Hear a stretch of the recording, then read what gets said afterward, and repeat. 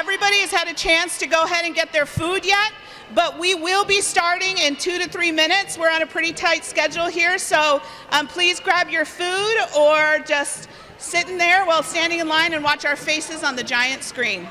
2 minutes.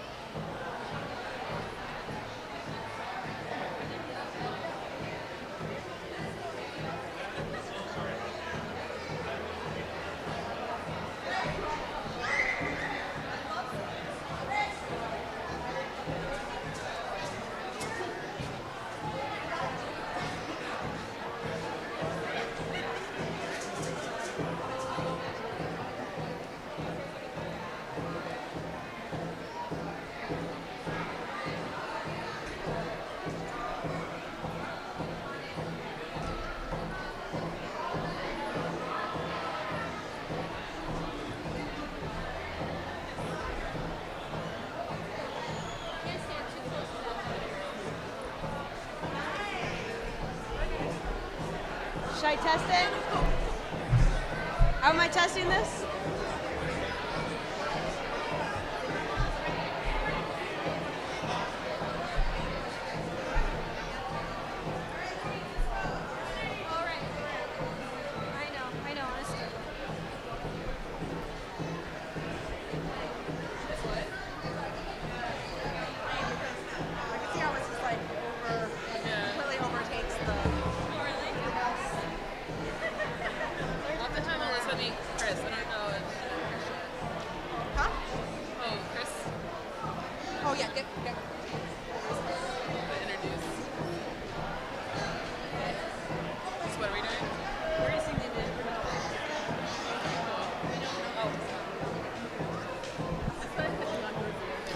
Hello, everyone.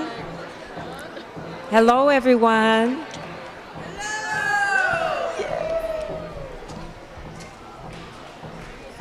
We are going to be starting the program in a moment, and the Sisters Resistance has asked me to introduce them. I'm so pleased to have them come and sing for you. And at this time, I'm going to turn it over to them, and we're going to sing.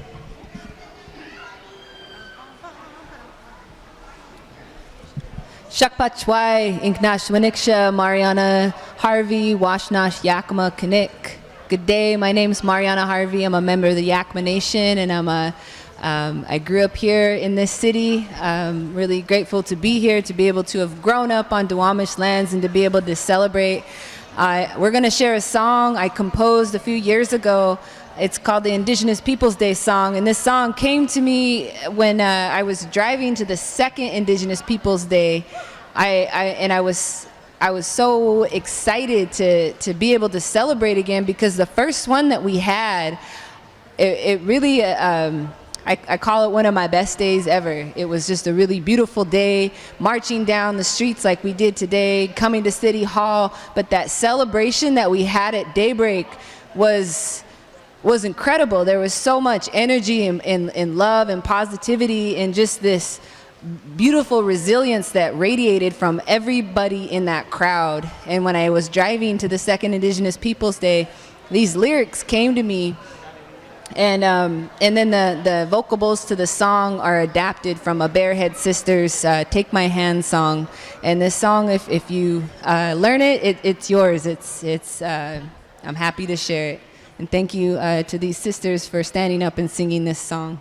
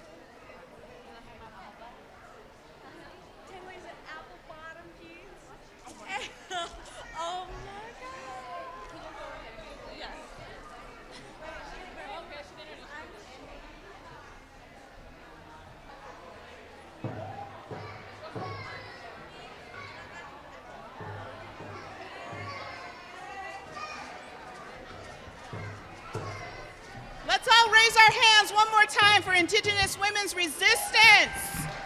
Woo. As we acknowledge the place of Indigenous women in our communities, again, our communities will begin to heal. The violence against our women, the violence against our land is all related. When we begin to heal and have our women lead and are put in the place that we've always meant to be, we begin to heal. And that's what today is all about. Bringing and lifting City Hall with Indigenous voices, Indigenous songs, Indigenous prayers, and spirit. That is our opportunity here today. The importance of being here in City Hall, where the decisions are made that affect all of our people here in the city of Seattle and the surrounding tribal communities. I must lift my hands to those tribal communities, the Coast Salish communities that are the original inhabitants of this land, and thank them for allowing us to be here today.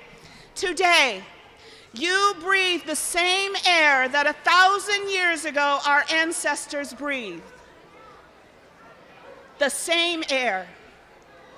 Those ancestors that sustained us, that allowed us to be here today, it is our responsibility to those ancestors to do the best we can to reclaim our culture, our tradition, to heal from historical trauma. And us being here, claiming this space in City Hall today is part of that.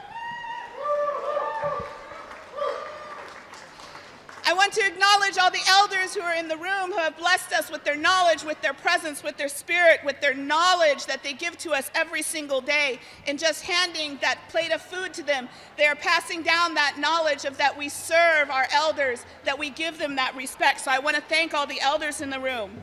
I want to thank the planning committee today. Everybody who is on the planning committee, if you're in the room, I want to have you raise your hands. We have planning committee members from the Canoes Affinity Group, City of Seattle employees, community members, Seattle City Councilwoman Shawant, United Indians of All Tribes Foundation, King County Native American Leadership Council, and the Seattle Office for Civil Rights.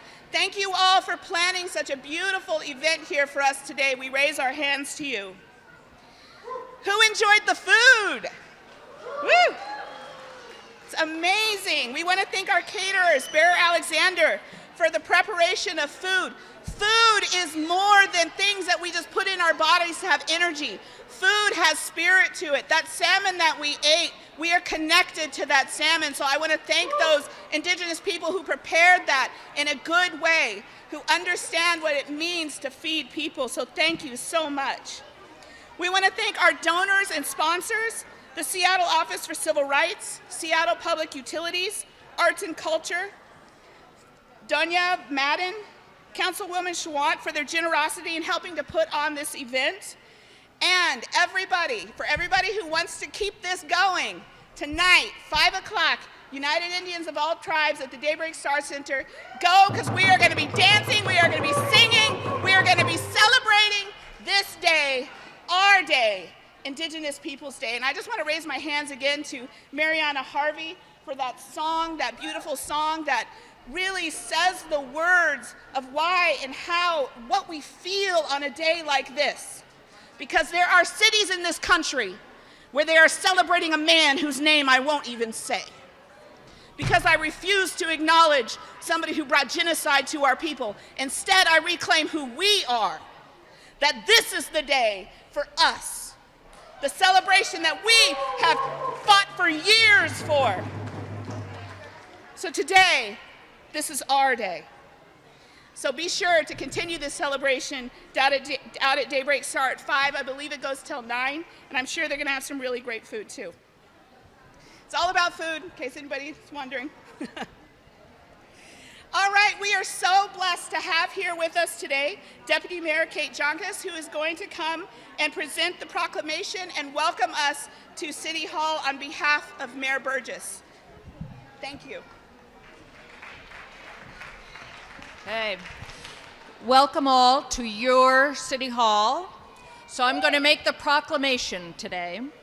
Whereas the City of Seattle recognizes that Indigenous peoples of the lands that would later become known as the Americas have occupied these lands since time immemorial. And whereas the city recognizes that Seattle is built upon the homeland and villages of the indigenous peoples of this region, without them whom the building of the city would not have been possible. And whereas the city values the many contributions made to our community through indigenous peoples' knowledge, labor, technology, science, philosophy, arts, and the deep cultural contributions that have substantially shaped the character of the city of Seattle. And whereas the City of Seattle firmly commits to continue its efforts to promote the well-being and growth of Seattle's indigenous communities. And whereas Indigenous Peoples Day was first proposed in 1977 by a delegation of Native nations to the United Nations, sponsored International Conference on Discrimination Against Indigenous Populations in the Americas. And whereas on October 13th, 2014, the Mayor and Council of the City of Seattle declared the second Monday in October Indigenous Peoples Day in Seattle. And whereas on September 16th, 2016, the Mayor signed Seattle City Council Resolution number 31709, proclaiming the City of Seattle's support for the Standing Rock Sioux Tribe's opposition to the construction of the Dakota Access Pipeline in order to protect their reserved lands, territories, waters, and other resources, burial grounds, grave sites, and other sacred sites of cultural, religious, and historical significance, and spiritual relationships and indigenous ways of life. Now, therefore, the Seattle City Council and Mayor of Seattle do hereby proclaim October 9th, 2017 to be Indigenous Peoples Day, to commemorate the support the Standing Rock Sioux Tribe's opposition to the Dakota Access Pipeline, and encourage all businesses, organizations, public institutions, and city residents to recognize this day and honor the legacy and contribution of Seattle's American Indian and Indigenous communities. So signed, the Mayor and City Council of the City of Seattle.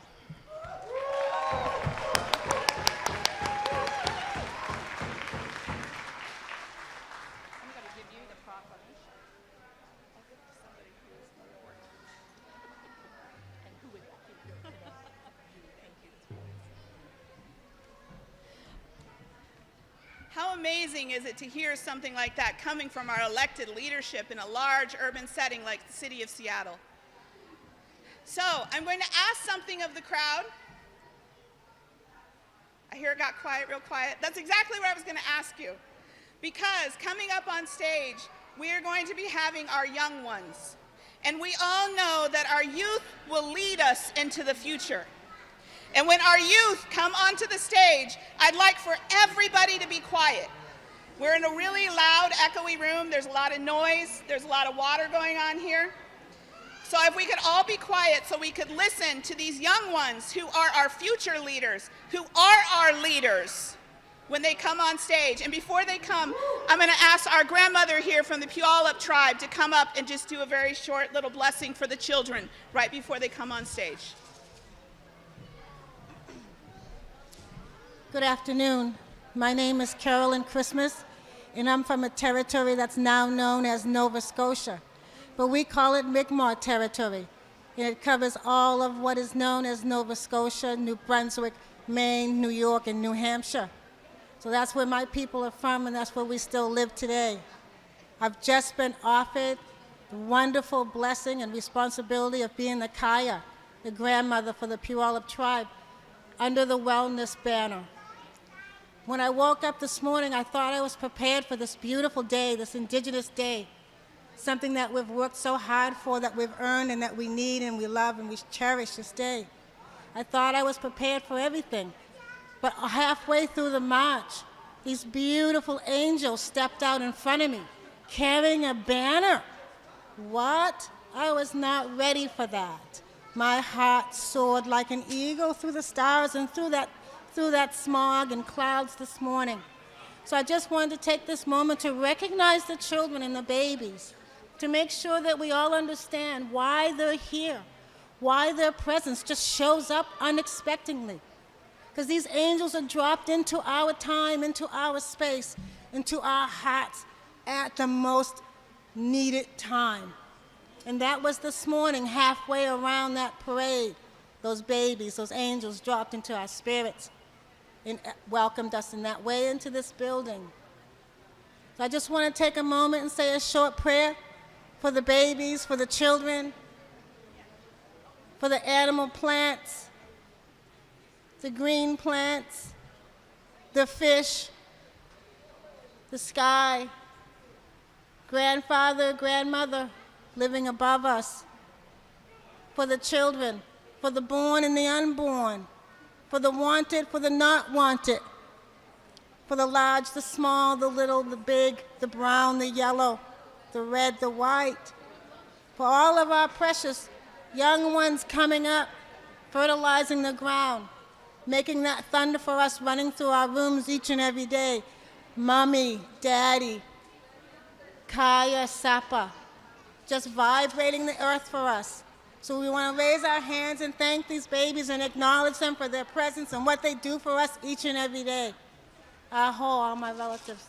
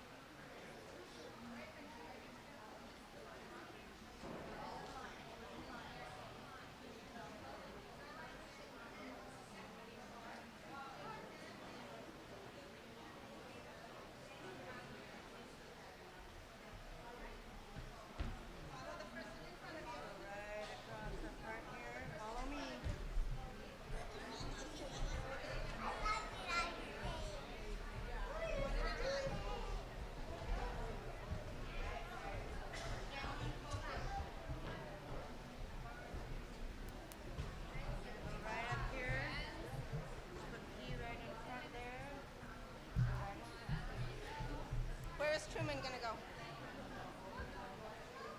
Clark? Clark? Lisa, on the other side of the microphone? Follow me, Truman. Lisa, follow teacher Lisa. Follow teacher Lisa. There we go, Truman.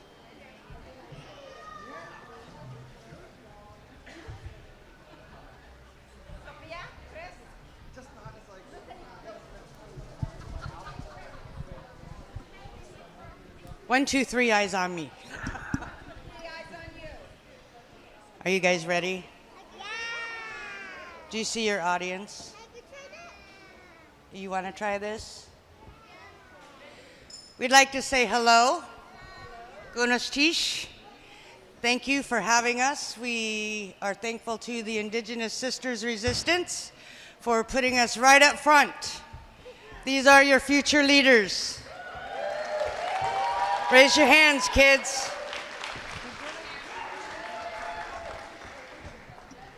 We have two songs we're going to do for you.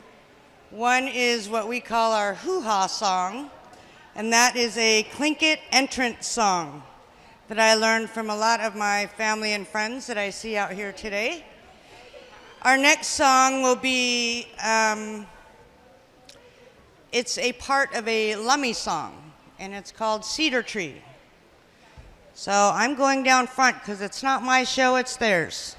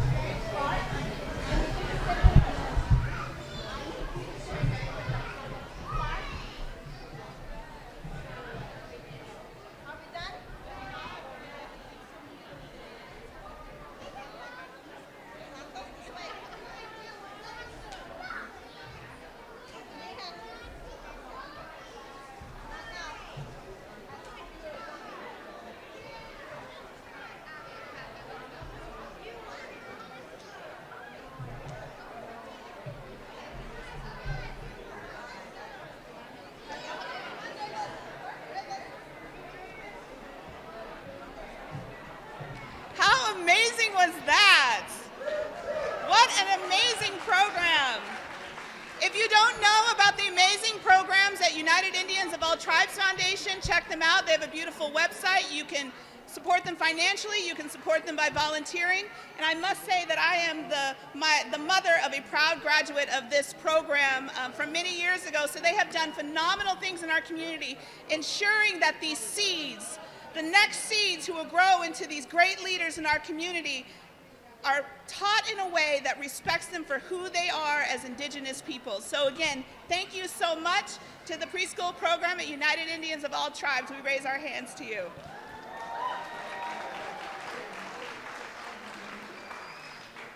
So we are so fortunate to have in the room with us today two representatives of the Seattle City Council, and I'm going to start by having Councilwoman Deb Juarez come to the stage just to say a word or two. Deb will introduce herself, but I must say I have been so blessed to have this woman as an amazing mentor and friend and fierce advocate for Indigenous people, so we are so blessed to have her serving on the City Council. And I also want to introduce Councilwoman Shawant, who, while I don't know her personally, have heard so much from our community about what it means to be an ally, a true fighter for Indigenous people, our rights, and our place in this city. So we are so fortunate to have these councilwomen with us today and to have this type of female, strong, fierce, in their community kind of leadership representing on the City Council. So, thank you. You do what you're supposed to do. Good afternoon, Seattle, and let's just say today's a good day to be Indigenous. Can I hear that? Yay! As you know, my name is Deborah Juarez, and I'm on Seattle City Council, enrolled member of the Blackfeet Nation. I've been a lawyer for 31 years. My Indian name is Natuya Mististake, and that means Holy Mountain Woman. And today, for the very first time, I signed the proclamation in my Indian name. So I've never done that before. That was amazing. I don't know if you don't know this, but I wasn't supposed to speak today. This is what I love about my Indian sisters, our Native sisters. They decided that I couldn't just sit in the audience and watch, so I just have a few things to say. First of all, I'm honored that we have this day, but I'd like to leave a lot of people with this note and this feeling, is that Native people, it isn't always about gloom and doom. It isn't always about sadness. There's a reason why we're still here. It's a reason why we still dance and we sing. When I was growing up, I grew up on the Puyallup Res and the Yakima Reservation. Native people, Salish people didn't get to wear their cedar hats then. They didn't have canoe journey. They didn't have any of those things, and now we do. My family is still an original bundle holder, which means a lot to me and my daughters. And so I just want to leave a lot of you who have stood with us in all of our struggles that we need you and we thank you. But more importantly is that Native people, we're never going anywhere. This is Indian country. This is home. And I want to thank all of you for that. Thank you.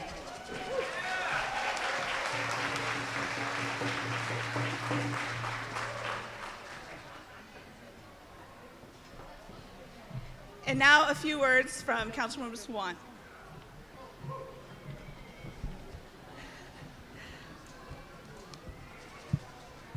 I was going to start by saying that thanks to Christopher Columbus's stupidity, we can say that there are 2 Indians on the city council. One from here and one, as I am, from India in South Asia. Well, sisters and brothers, a very, very happy Indigenous Peoples Day to you all. I thank everybody on the IPD Planning Committee, the activists in canoes, especially people from the Office of Civil Rights, and to Matt Rumley in particular for his pioneering work in passing Indigenous Peoples Day as we did in 2014. And sisters and brothers, just to recap from our initial resolution, our resolution made it very clear that we are not talking about some sort of neutral issue. Our resolution was bringing forward something that not only gets left unsaid, but it was about correcting the history that still gets misrepresented in schools. Christopher Columbus was not a hero. There was a genocide of the native peoples on this land, and therefore I wanted to acknowledge all the many tribes of the Coast Salish people, but give a special acknowledgement to the Duwamish and Suquamish peoples from this land.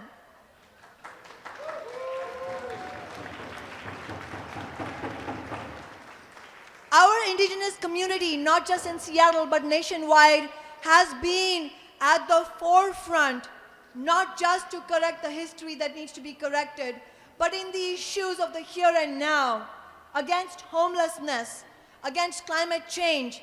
Native people have been in the leadership against the oil lobby, against the financial oligarchy that bankrolls the oil lobby, and indeed in the fight against Trump's anti-worker, anti-immigrant, anti-woman agenda. We've done so much since we passed that original resolution. We went on to pass a resolution recognizing the horrors that were perpetrated on Indian children forced into boarding schools. We passed a resolution, a very important historic resolution for the city of Seattle to take a strong stance against the Dakota Access Pipeline. And we didn't just stop there. We then went on and made sure that the City Council unanimously voted to divest from Wells Fargo. And as a matter of fact, that ordinance made sure that the guidelines the city uses for businesses it chooses to do business with are strengthened. And I'm happy to share with you that as part of our 2017 People's Budget Movement, which I urge you all to be an active part of, that Councilmember O'Brien and I will be demanding that the budget fund a $200,000 feasibility study for the city to move towards a public bank.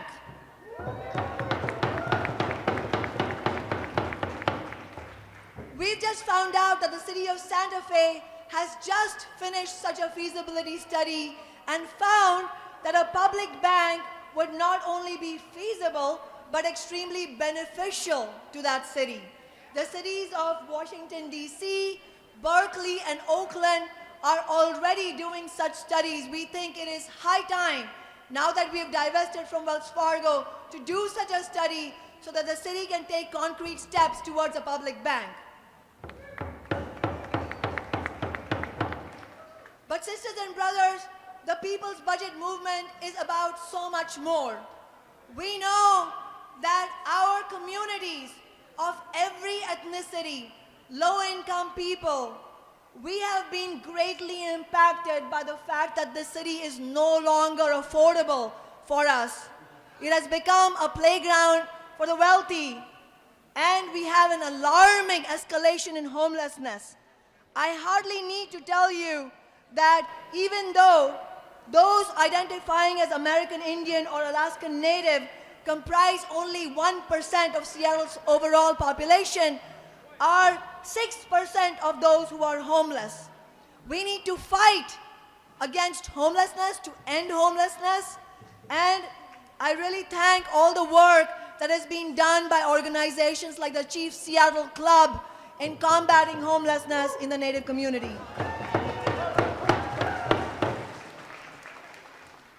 Through the People's Budget Movement, we are demanding that the city stop the sweeps of homeless encampments and instead put the millions it spends on sweeps, which are both ineffective and inhumane, into actual services, authorized and safe encampments, so that both the housed and the homeless can be united in demanding a safe, affordable, and welcoming city for everybody. We also badly need, in addition to the temporary solutions for homelessness, to make sure that our sisters and brothers are not freezing this winter, also need affordable housing. So through the People's Budget, we intend to fight for every dollar possible for affordable housing. But my friends, we will not succeed unless you are all active, not passively, but actively fighting for this with us. So join me and other activists on October 19th for the People's Budget Town Hall as a first step towards this.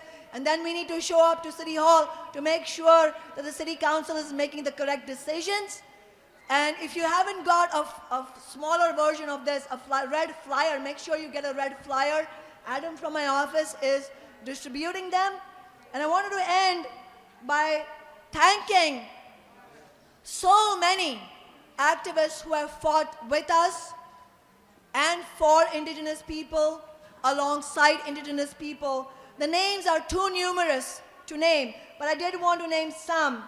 Matt Remley, Millie Kennedy, Patricia Allen, Rachel Heaton, Roxanne White, Raymond Kingfisher, Jassy Ross, Nikita Oliver, and so many more. Please give them a round of applause. And last but not least, let's continue this amazing celebration. I was with many of you at Daybreak Star last year. I had the time of my life. I won't be able to come this year because we're working on the budget, but I wish you all a wonderful evening. Let's keep celebrating and let's take the fight onward. Solidarity.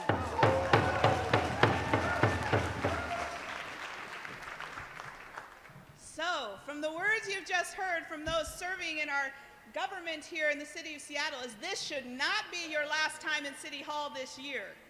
You should be making appearances in their offices, in city council chambers, ensuring that our voices are heard as these decisions are being made. So thank you both for sharing your vision for the leadership of this community and the need for our voices to be there and to be present. Thank you.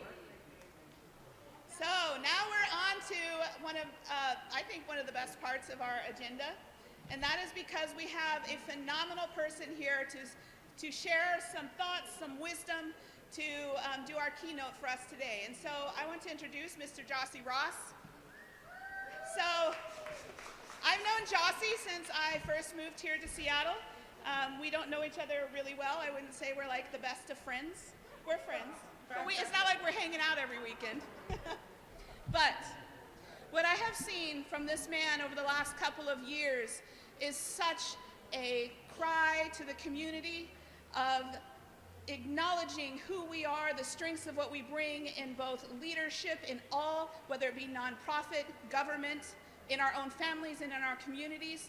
And I have seen such humility from him, such compassion, and such a drive to ensure that our next generations are held up, lifted up, supported, and acknowledged as those next seeds, those next generations. And we need men like Jossie Ross and every other Indigenous man here in this room to claim those things and to say that it takes all of us to bring this healing to our communities. And our men are stepping up and are taking that call and are fighting for it. And we have with them today Mr. Jossie Ross.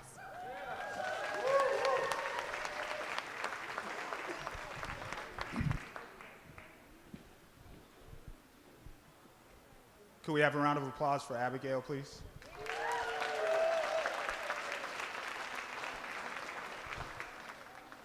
And a round of applause and a scream and a clap and a foot stomp. Where's Nahan at? The foot stomp, right? Where's he at? Where's my brother at? Oh, okay. The foot stomp, that's something that Nahan always encourages.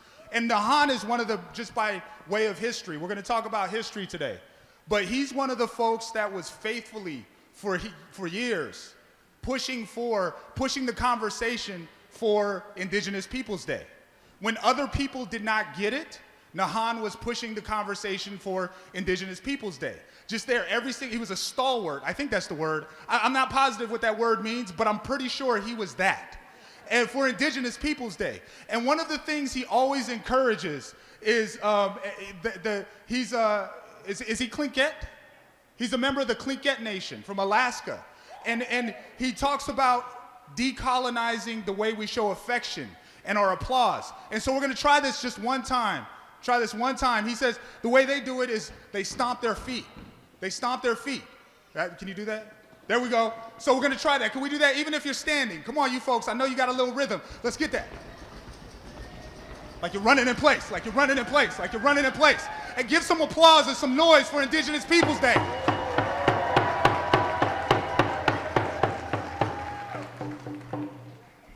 Look, we're gonna have a little history lesson. Just short, I promise. I'm trying not to bore you. I'm trying not to bore you.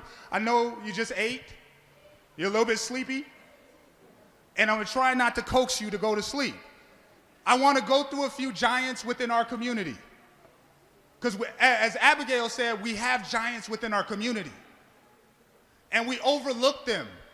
And we don't necessarily recognize them as giants because we get the privilege of seeing them in real time.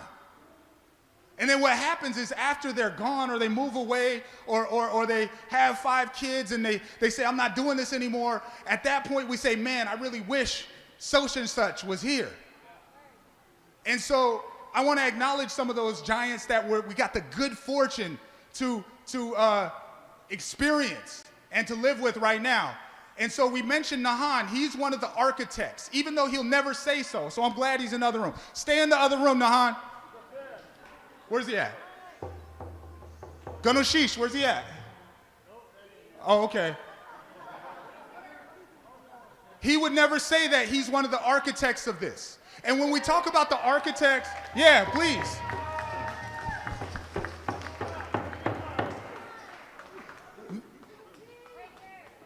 Yep. This is Nahan right here, and I don't want to embarrass the brother, but please come on up here. Could we have a round of applause, please?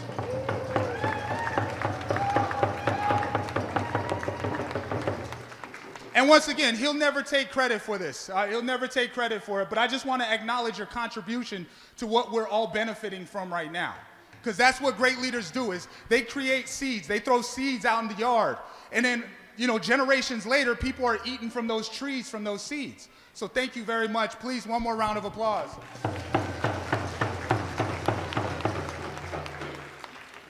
Obviously, the architect, like the architect in the Matrix, the one who did all this stuff and designed it, and he'll never say this as well, but is our own Matt Remley. Matt Remley is a giant here in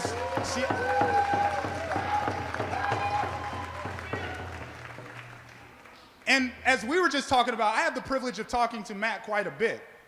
And he said, and he was absolutely correct, you didn't create this, right? This was other people in Denver and Minneapolis, Russell Meads, all these folks who have been creating these conversations for generations and generations, and who started putting this in the air. No, we can't celebrate this guy over here. We can't do that. Why can't we do that? This is for all the non-native allies and friends and accomplices out here. There's a question, why is this so important to you?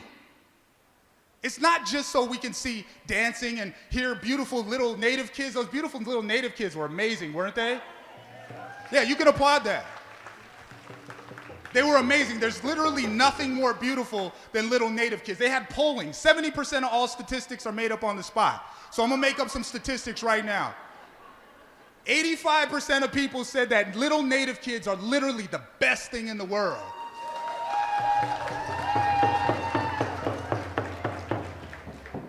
But this conversation has been going on for generations. Why is it so important to our non-native allies, our non-native friends, our non-native accomplices that this happened? Well, I'll give you a few tangible things first. Here in Seattle, there's something called, I think it's the Race and Social Justice Initiative, right? Race and Social Justice Initiative. So it's this thing that tries to find explanation for disparities within different things within our community. Moreover, we have programs, we have these questions. Hey, Mary Flowers, how are you? We have questions about why certain communities, whether you're talking about Native people, whether you're talking about Black folks, whether you're talking about Asian Pacific Islanders, Latino, Latinas, why they get pushed to the margins of certain things. And here's the answer to why this is so important.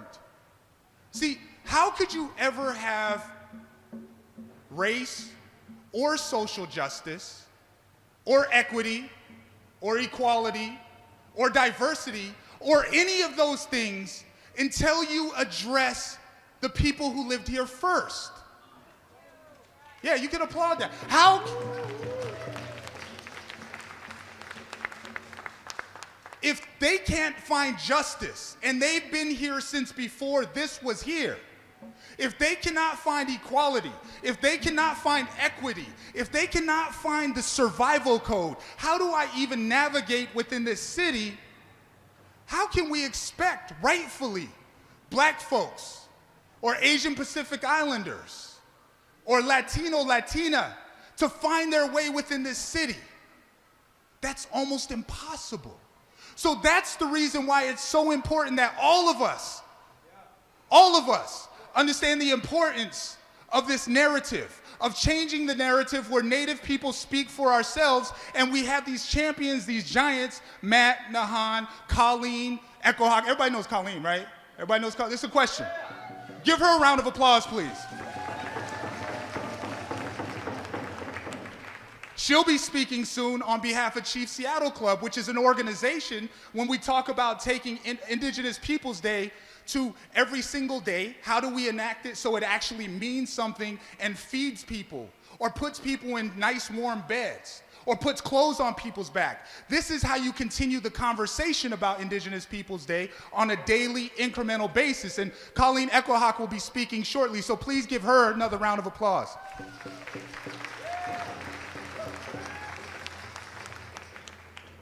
Obviously, we heard from Deborah Juarez, Council Member Deborah Juarez.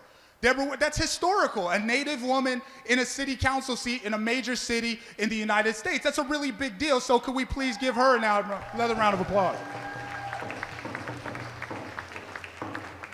Now, there's two quick stories I want to tell, if you don't mind.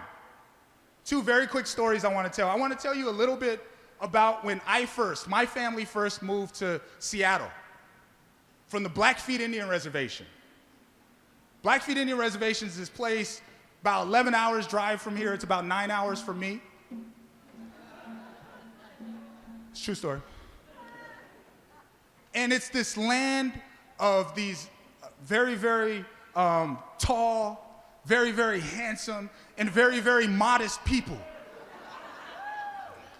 Yeah. And another characteristic of this land is there's no jobs. Because there's been massive underdevelopment, just like in the south side of Chicago, just like in the Mississippi Delta, just like in Rainier Beach, of our homegrown economies. And sometimes folks like to point it out and say, oh, look, you don't have jobs there. Your economies are, well, no, that's because you killed our economies. You killed our economies. And then you expect us to recreate an economy, which we did. We did do that, but it takes a little while. When you get knocked off balance, that's a pretty big kidney shot. It knocks you off balance, and it takes a little while to get your balance back. So within this community, we haven't quite gotten our balance back economically. So what happens is a lot of people migrate to this area. They migrate to this area because you can find a job. And when I first moved here, 1988-ish, 1989, early 1989, it was really a cool place to be. And I want you to pay attention to these names. When I moved here, my dad's a fisherman from the Suquamish Nation right over here. And so he would fish in Shilsho Bay. Right now, it's coho season going into chum season, right? For those fisher people in the house. Like, this is a big time for us. And so he fished up in Shilsho Bay. And up in North Seattle, there was a slew, that's a real word, a slew of native families up there. A whole bunch. And not only that, but I had cousins down in Holly Park. Pay attention to these names. Holly Park. I had cousins in High Point. There was Robert Free, another giant whose shoulders we stand upon. Could we give, round of applause for Robert Free. He said there was about 100 native people up in High Point. And then there was organizations here. There was right down the street here, there was something called Iwasil. There was Seattle Indian Health Board. Seattle Indian Health Board is still here, fortunately. And the reason why all those natives were in North Seattle was because there was a place called Indian Heritage High School. And when I think back, this is a long time ago. This is almost 30 years, you folks. But check this out. So we're talking about pre-Google. I try to tell my son about like how things were back then. He doesn't understand. I'm like, man, when you picked up your telephone, you didn't know who was calling you. Like, we had this thing called long distance. And if you had long distance, it was like a superpower. You could actually call somebody that lived in the other side of the mountains in Yakima or Montana or something like that. And here's the other part. Like, when you were trying to woo, when you were trying to date somebody of the opposite sex or somebody of the same sex, you waited till after 9 o'clock to make your calls. Like, hey, let me call you back at 9. This is a long time ago. But back then, for Native people, because we're talking about how every day has to be for survival, Indigenous Peoples Day. And back then, when we moved up here, coming from the res, we didn't have credit. We didn't have first and last month's rent. But you know what? There were support structures. There was Iwasil. There was Indian Heritage High School. You could go by Eagle Staff, that's right, a legend. You could go down to Holly Park, and you could find a group of Native people there. And you could be homeless ostensibly in Seattle as a Native person and still have some place to sleep. That doesn't exist anymore, folks. What's that? American Indian Women's Service League. I'm unfamiliar with that organization, but definitely, is that still in existence? No, it's not. I love it. I love it. And those, give it a round of applause. American Service League. And those organizations, they're not around anymore.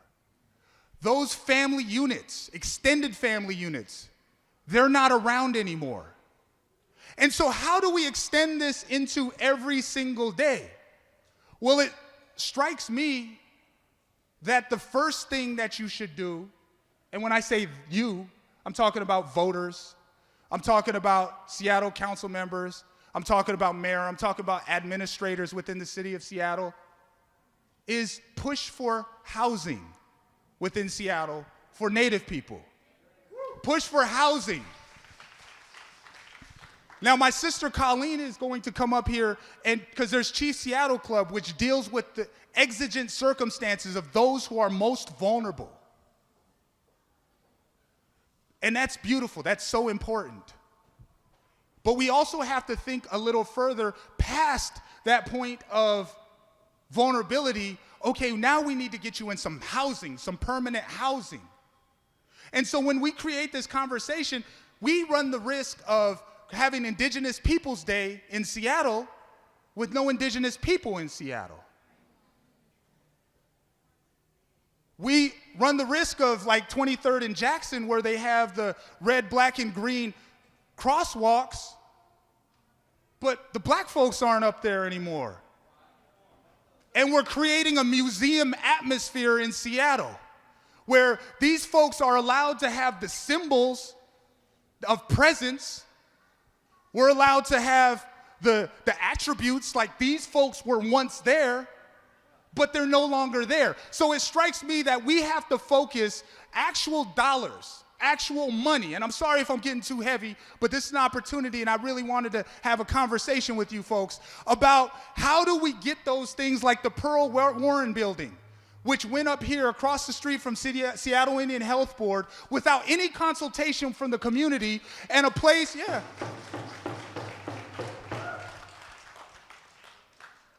and is a place that Native people should have possession of. Native people should be able to utilize that facility.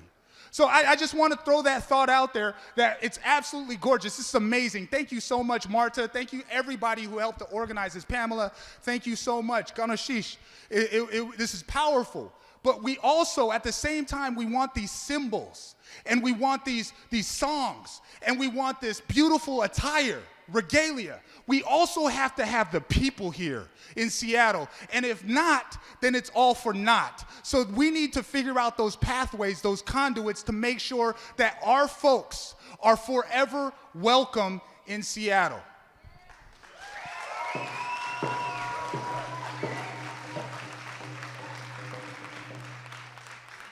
I want to tell you one more really quick story. I know my time's running short, but I want to talk, and I never talk publicly without mentioning.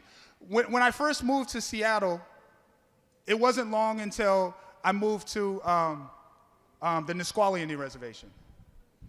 And the Nisqually Indian Reservation, they took me in. I have family down there, that blood family, but I also have a lot of non-blood family down there. And Nisqually Indian Reservation is where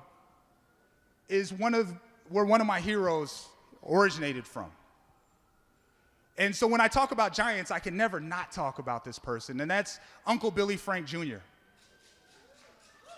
For those of you folks, I'm talking to young folks, I'm talking to old folks, I'm talking to middle-aged, it doesn't matter. You need to know about Uncle Billy Frank Jr.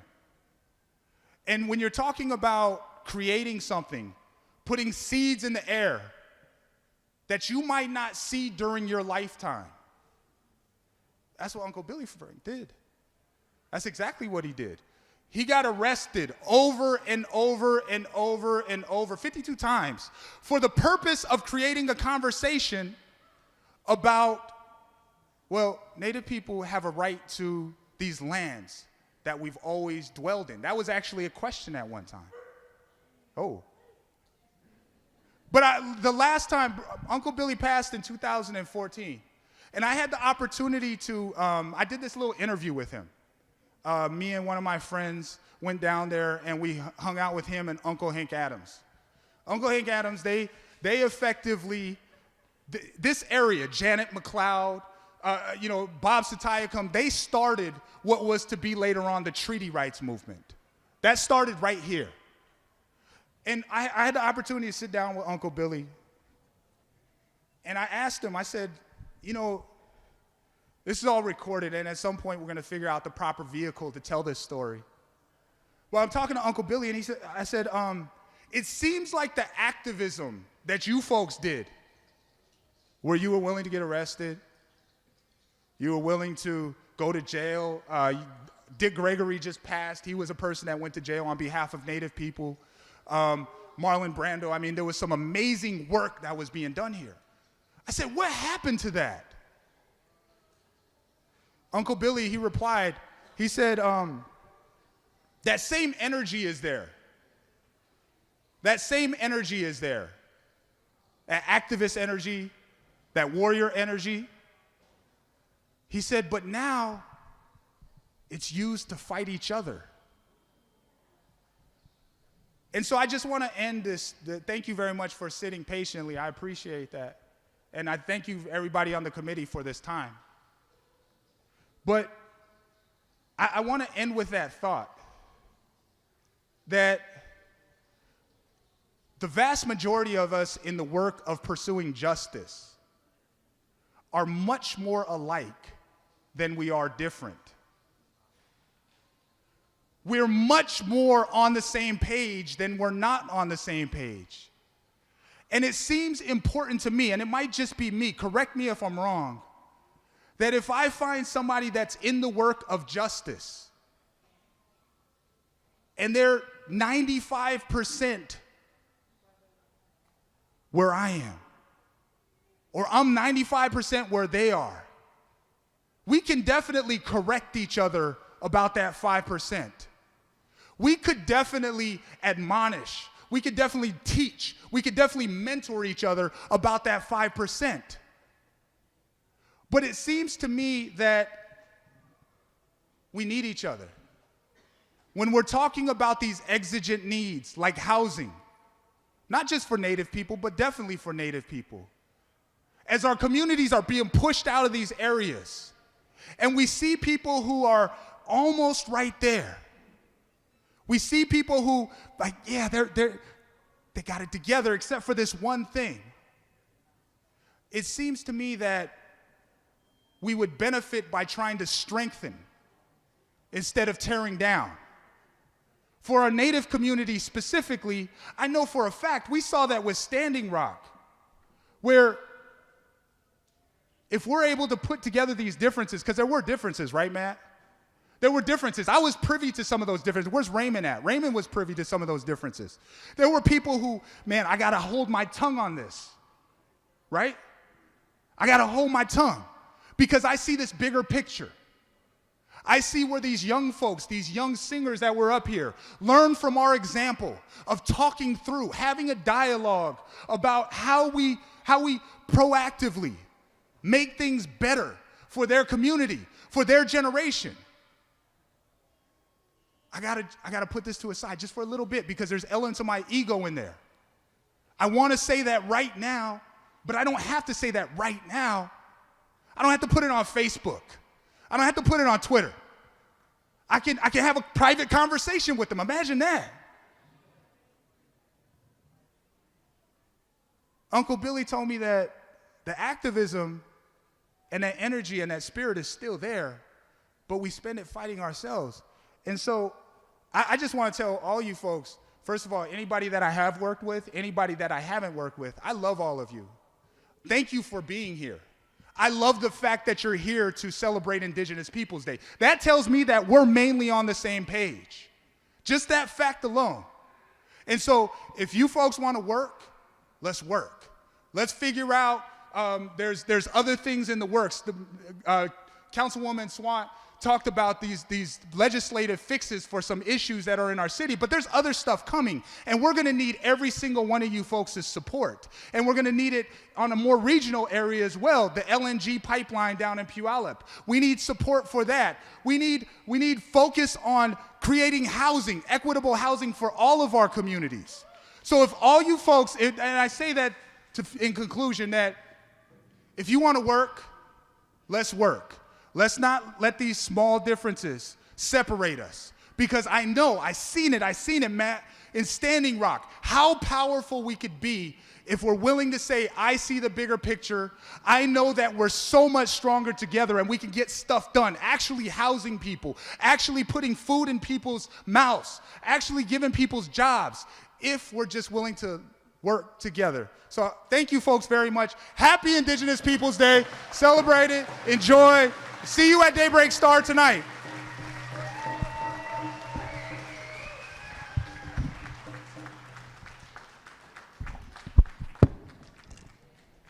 Dang, he dropped the mic. What beautiful words. Now we're going to have some of our local community members come and talk about some of the work of their organizations. And I'm pleased to introduce the first person coming up, my sister, Colleen Echo-Hawk.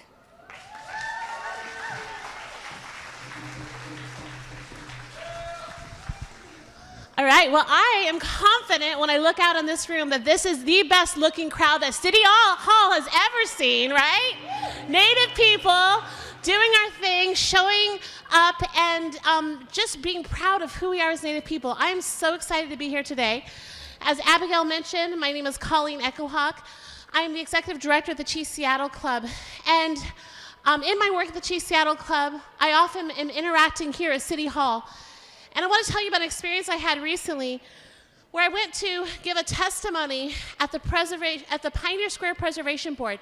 Now, maybe you guys don't know this because I didn't know until I got involved with this, that the city has these preservation boards, historical preservation for Pioneer Square, International District, the Pike Place Market. And I was going to give a testimony to the Pioneer Square preservation. And as I sat there in that meeting, I started to feel kind of angry. Because you know what? I was a Native person there to give testimony on behalf of other Native people, and I was at Pioneer Square Preservation. Honestly, in that moment, I didn't give a crap about Pioneer Square. I give and will do everything I can for our Native people to have what we deserve in this city. And so I said to them at that moment, why don't we have preservation boards that focus on Coast Salish preservation? Why don't we have preservation to think about the historical value that is in this community? And this is what I want to invite all of us to think about today. Can we push City Hall? Can we push our council members to think about preservation of Native art and culture and history? This city should look and feel like an Indigenous place. It should be everywhere. Come on, we need to be fighting for that and saying that everywhere in this city, there should be Native names. The Lushootseed words should be all over this building. There should be culture and art everywhere. I am really honored that at the Chief Seattle Club, we have just bought the building next door to us in Pioneer Square. Some of you have been to my building before, the building right next door to us. And in 18 months, I hope to be in construction where we'll tear that sucker down and build low-income housing for Native people. It will be housing that looks like Native housing. It'll be housing that feels like Native housing. We will have a place in Pioneer Square where we can say Native people matter, our voices matter. We are a better city when Native people are correctly represented. It's good for everyone, not just Native people. And so I want to invite you all to come to the Chief Seattle Club. In the past year, we have spent $100,000 on just housing for Native people. If you need help with housing, keeping in your housing, for eviction prevention, for getting back into housing as soon as possible, rapid rehousing, and for if you've been homeless for a long time, to helping you find the right kind of housing. We as Native people, we have always known to house our people. Prior to colonization, we had a 100% rate of getting people in housing and keeping them there. And now we will have the opportunity to do that again because we are reclaiming our sacred responsibility to house our own people. So I am so excited about the projects that are happening at the Chief Seattle Club. and my friends at the Seattle Indian Health Board are also exploring housing. Mother Nation and United Indians of all tribes. We have come together to work together, and we've started a little group called the Coalition to End Urban Native Homelessness. You can follow us on Facebook at Ending Indigenous Homelessness. We meet once a month, and we'd like to invite you to come to this meeting. You can find out more information at the Chief Seattle Club. So, thank you for showing up today. Thank you for caring about Native people's housing opportunities. We're at the very brink of changing this story here in Seattle. We will see housing that is appropriate for Native people, and we will take care of our relatives. Thank you.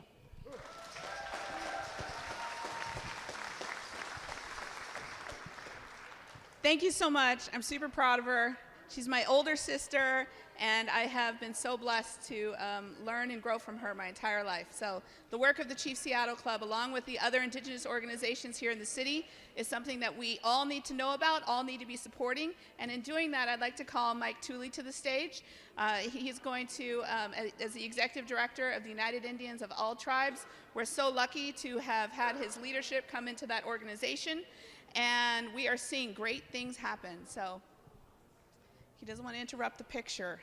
You got to make sure no photo bombs on Facebook. Thank you. Thank you, Abigail. Very honored to be here. I'll be very brief. Very tough acts to follow, so I'll just cut straight to the chase scene. Very honored to be here. As you know, history hasn't been very kind to our Indigenous people.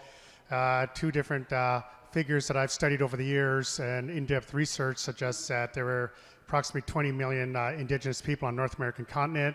The other figure I've been alerted to is about 50 million. One fact that is known is by the year 1900, we were down to 250,000. And right around about 90% of our people instantly perished because of a disease. So it just shows you just how kind of quickly things went awry for all of our Native people throughout the years. 1492 was a very devastating year, of course. Columbus landed, and immediately his mantra was that somehow we were going to convert these people to Christianity, but actuality it was all about gold.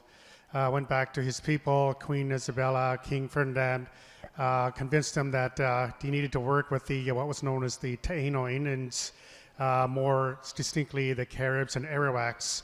His narrative was that the Caribs were cannibals, and we need to do something about these people. And what that means is that you need to condition them to think more along the lines of European thought process. And what it really meant was they needed to make slaves out of them.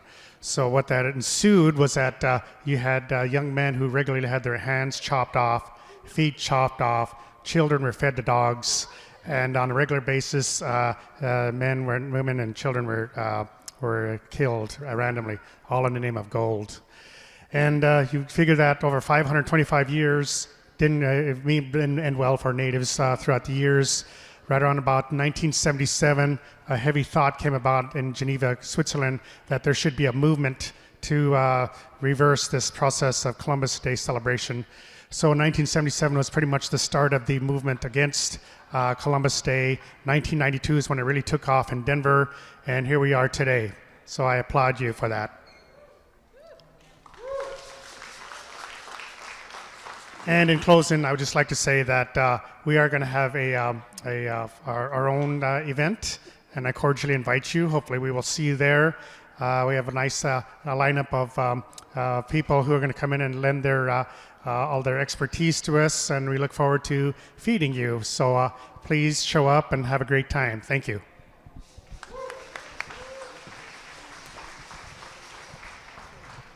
Thank you so much, Mike.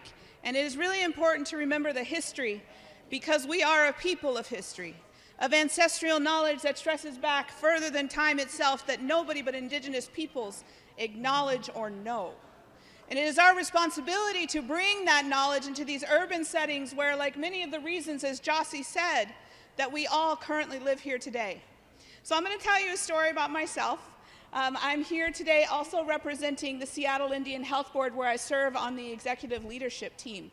And I'm blessed to be part of the Seattle Indian Health Board because the Seattle Indian Health Board has been my home since I moved here at the age of 18. And when I moved here at the age of 18, I became pregnant, and I needed to receive pregnancy prenatal care. And my husband and I went to a hospital here locally where I was treated terribly, where they asked me how much I had been drinking recently. They checked my arms to see if I had track marks as a drug user. And they made me feel so small, so insignificant, and so desperate.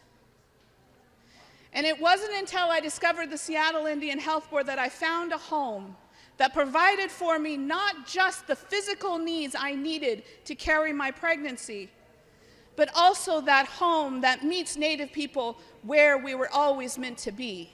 That sacred space where we serve Indian people in the Native way, where we serve anybody in the Indian way. And the Seattle Indian Health Board was started by Indian women. The American Indian Service League, an incredible group that started with 2 rooms in the top of what is now the PacMed Tower, used to be Amazon, 2 rooms that they borrowed with doctors who volunteered their time, to now the space that we have where we serve over 6,000 people every year in the Indian way. Because we know when our needs are met in that physical, that emotional, that spiritual space, that is where our healing is coming from. So I'm so blessed to be part of that team, because what we are doing at Seattle Indian Health Board, what we are doing in Seattle, what we are doing in King County, what we are doing in this country is reclaiming who we are, taking those pieces that they tried to rip from us, stitching them back together in bold, bright, intricate colors, songs, ways of knowledge and being, to reclaim Indigenous peoples, our heart, our spirit, our soul. When we step on that land, it knows what our name is. That is our opportunity.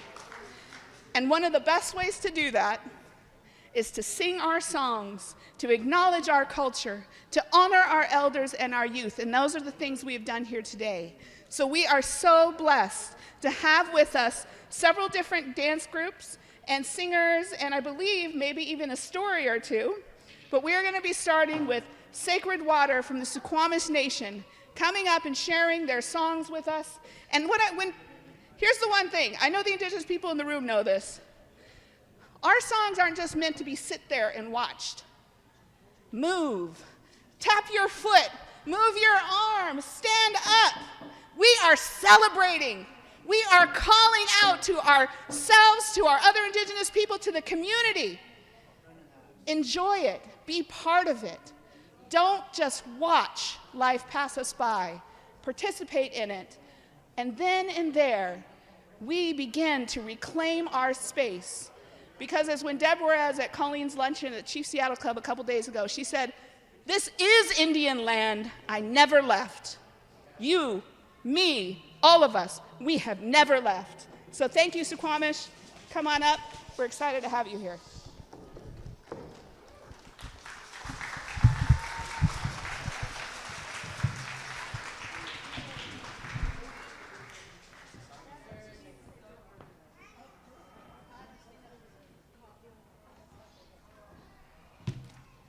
All right, changing the program.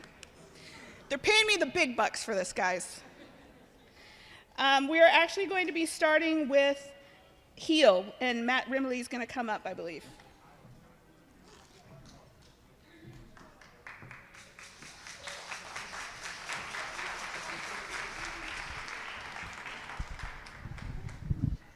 Matakipi. We're just going to offer up a few songs here. Before that, I was asked to share a little bit about some of the history behind this, and I'm actually thankful that Giassi was here today, because it was something he wrote back in like 2010, one of his articles that actually kind of made me mad, and that became the inspiration for wanting to push forward on this resolution. Mad in the sense that I took it as somewhat of a challenge, talking about some of these issues that we face within our communities, and that oftentimes we don't move beyond the grumbling and complaining about it and take it into action. So thank Giassi for being the kickstarter and wanting to push forth this resolution. And actually, back in 2010, I first tried getting this passed at the state level before going through the city of Seattle. And then Senator Prentice sponsored it. It just did not receive, it died. They didn't get enough votes within the House to push it forward. That moved into, I took a resolution to, actually even before going to the state, the affiliated tribes of Northwest Indians, because being a Lakota and the guest of the homelands of the Coast Salish peoples, I found it's appropriate to go to the peoples for whom's land you're on to seek permission on moving forward. So I wrote up a resolution and passed that on to Deborah Parker and Teresa Sheldon with Toledo Tribes, who brought what would become Seattle's resolution, and they got it passed through the affiliated tribes of Northwest Indians in 2011. We tried for years to get a sponsor here at the city, but honestly didn't find somebody until council member saw I want him back and agreed to sponsor it, and that's how this all started. So we tried a long time for years to get it passed, and that was the driver right there.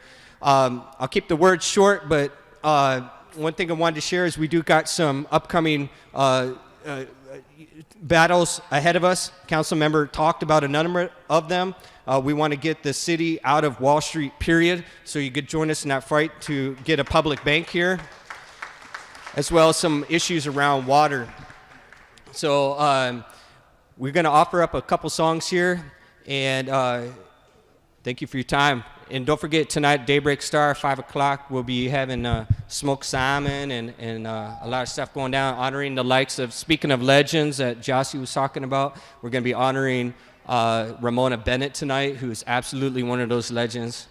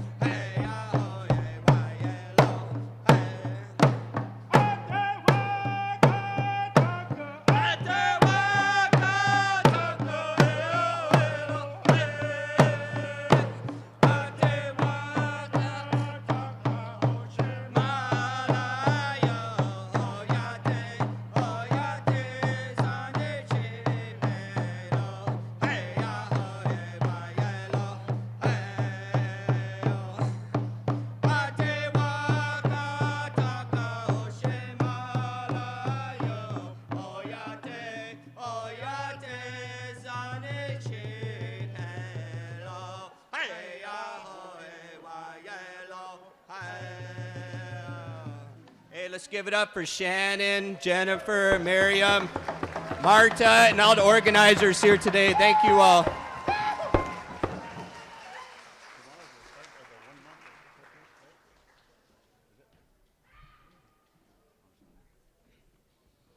I just want to announce that tomorrow is going to be the first day of the 1 month long of occupations and protests. So we're going to stop 100 banks here in Seattle tomorrow. So who's all with me? We're going to shut down 100 banks tomorrow. Stay tuned. Oh, October 23rd. Sorry. Good thing you're ready. Good thing you're ready. Before he left the stage, I wanted to have Matt stay up here. Matt got to stay up here. I just want to acknowledge that he was recently awarded a national award from the National Indian Education Alliance Association nationally for his work working with our youth in education. I just want to acknowledge your leadership, what you've done, and that you have been making a change just not here in our community but nationally. So thank you so much.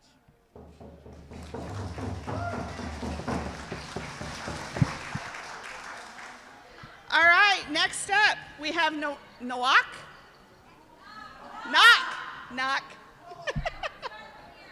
And they're going to start from back there.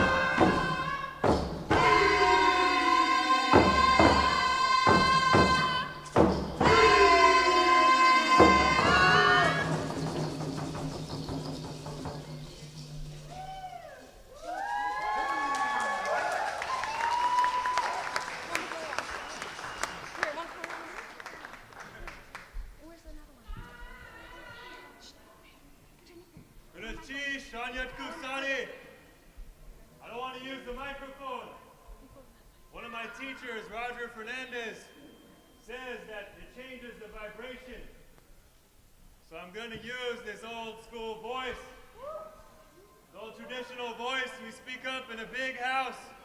Can you hear me in the back? We are the Nok Dancers. We are the Nok Dancers. We are the Nok Dancers. Rolling deep today. It's good to see you guys. Good to see everybody. Thankful that you guys helped make this day a reality. Shining. Look at the sun came out for us too. That's beautiful. I had somebody else scheduled to speak for our dance group, Antane. She had prepared a big speech, but she got sick last night, so I wanted to share her name here. One of my language students, we study the language together. And she's doing a phenomenal job. I wanted to acknowledge her, as well as Yuklan, Chish. You know, learning a language isn't easy. It takes a lot of sacrifice. But as we do that, we celebrate Indigenous Peoples Day. And that's every day. We work that. We work real hard to get what we got. A lot of hours spent so we could sing these songs like that from our hearts. So I want to thank each and every one of you, all the strong nations that you come from. I see you standing in 10,000 generations of power, 10,000 generations of beauty, 10,000 generations of wisdom.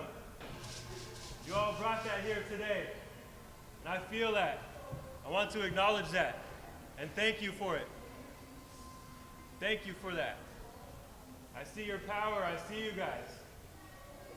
Khatin yayidat yishagain yahas yishuka has khatin. I see your ancestors now. I want to thank the Duwamish people. Thank the Duwamish people. Can we make some noise for the Duwamish people?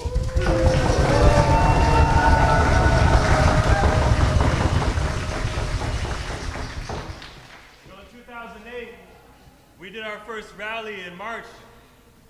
2008, there was about half of this amount of people there. But we didn't do it to get on these cameras. We didn't have to have it inside these offices. We didn't need to have the governor or the mayor there. We did it there on the street, where the ones who are most affected by the decisions made in these places are. That's where we did our marches. It's where we did our rallies. And as this movement makes its way through these offices, I need you to remember that. We've got so many Indigenous homeless people right outside.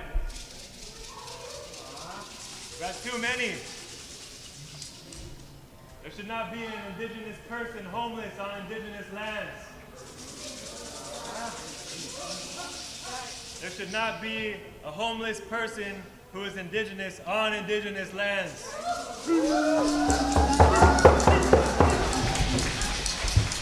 What can we do to remedy that? There are questions that we got to think about. Yesterday I went and installed some artwork, a mural. I put it up on the street so that when my people walk these streets, they see something familiar.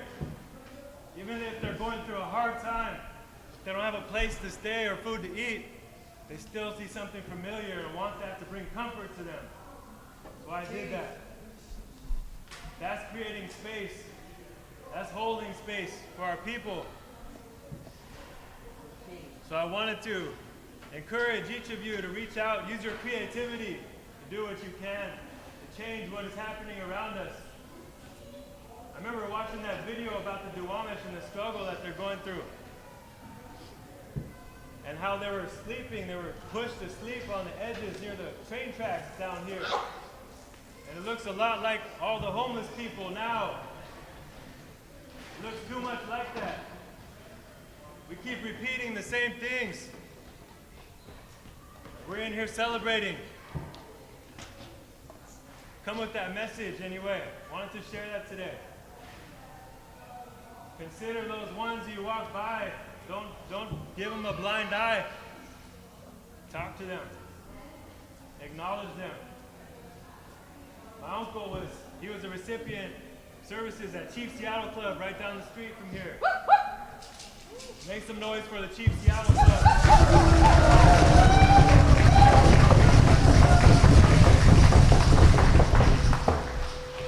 It's like the only Indigenous-only space around here. Then we have Louis Gong, who made his shop down there in Pike Place Market. Make some noise for him.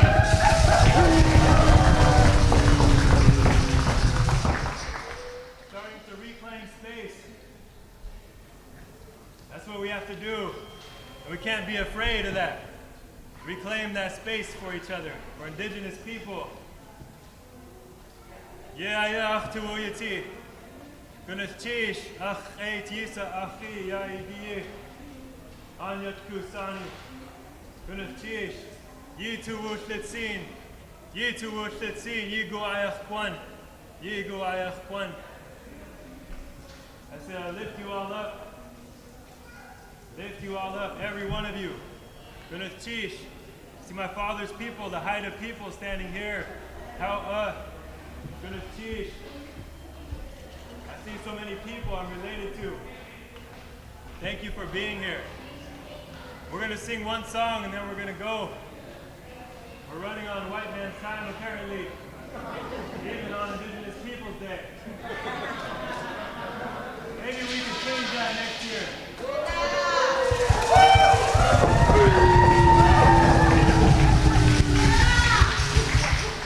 This song is called Ye Dut. And again, this is a song I've given to many people at times when it feels appropriate. And I want to share that with all of you here. Doesn't matter your background, your age, your race, any of those things. And I want this song to hold your hand when you're having hard times. So you have something there when somebody asks you to sing a song. You don't say, I don't know any. You say, I have this song. It was gifted on Indigenous Peoples Day in Seattle. And I can sing it for you now. Ye Dut Goop!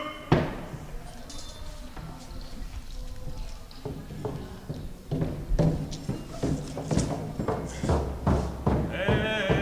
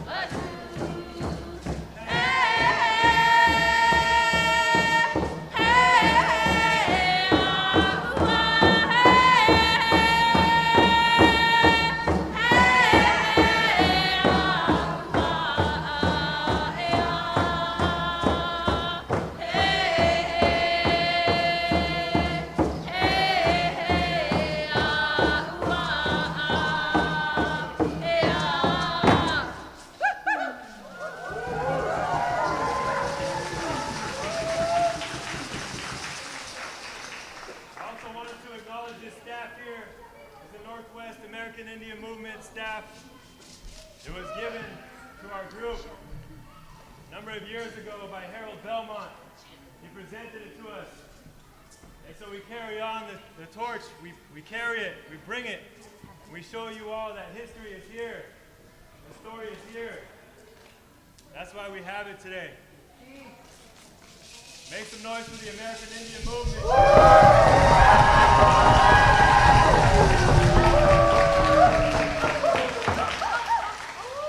I like is they weren't afraid to shoot back. That's what I like. I know a lot of people are about that kumbaya.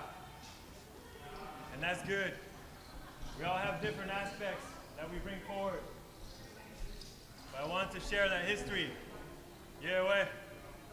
This exit song is the Chilkat exit. It comes from the Chilkat River area. My roots are, my mother's roots. We got an echo going on in there. It sounds like us. So we thank you again. Thank you for the time. I want to acknowledge everybody who made this happen here today. The organizers, make some noise for the organizers.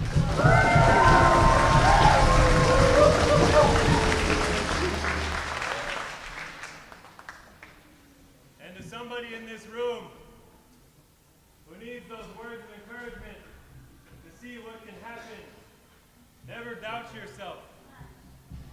Never doubt yourself. I believe in you. What you have to say and what you have to think is important. It's valuable. Bring it forward. If you have a vision, do that. Bring it forward. Share it. It might just heal people some years down the road. It might just bring people together some years down the road. Even though they might not remember your name, they're there because of you. Yeah, way. Ego, have fun. Good cheese. Group.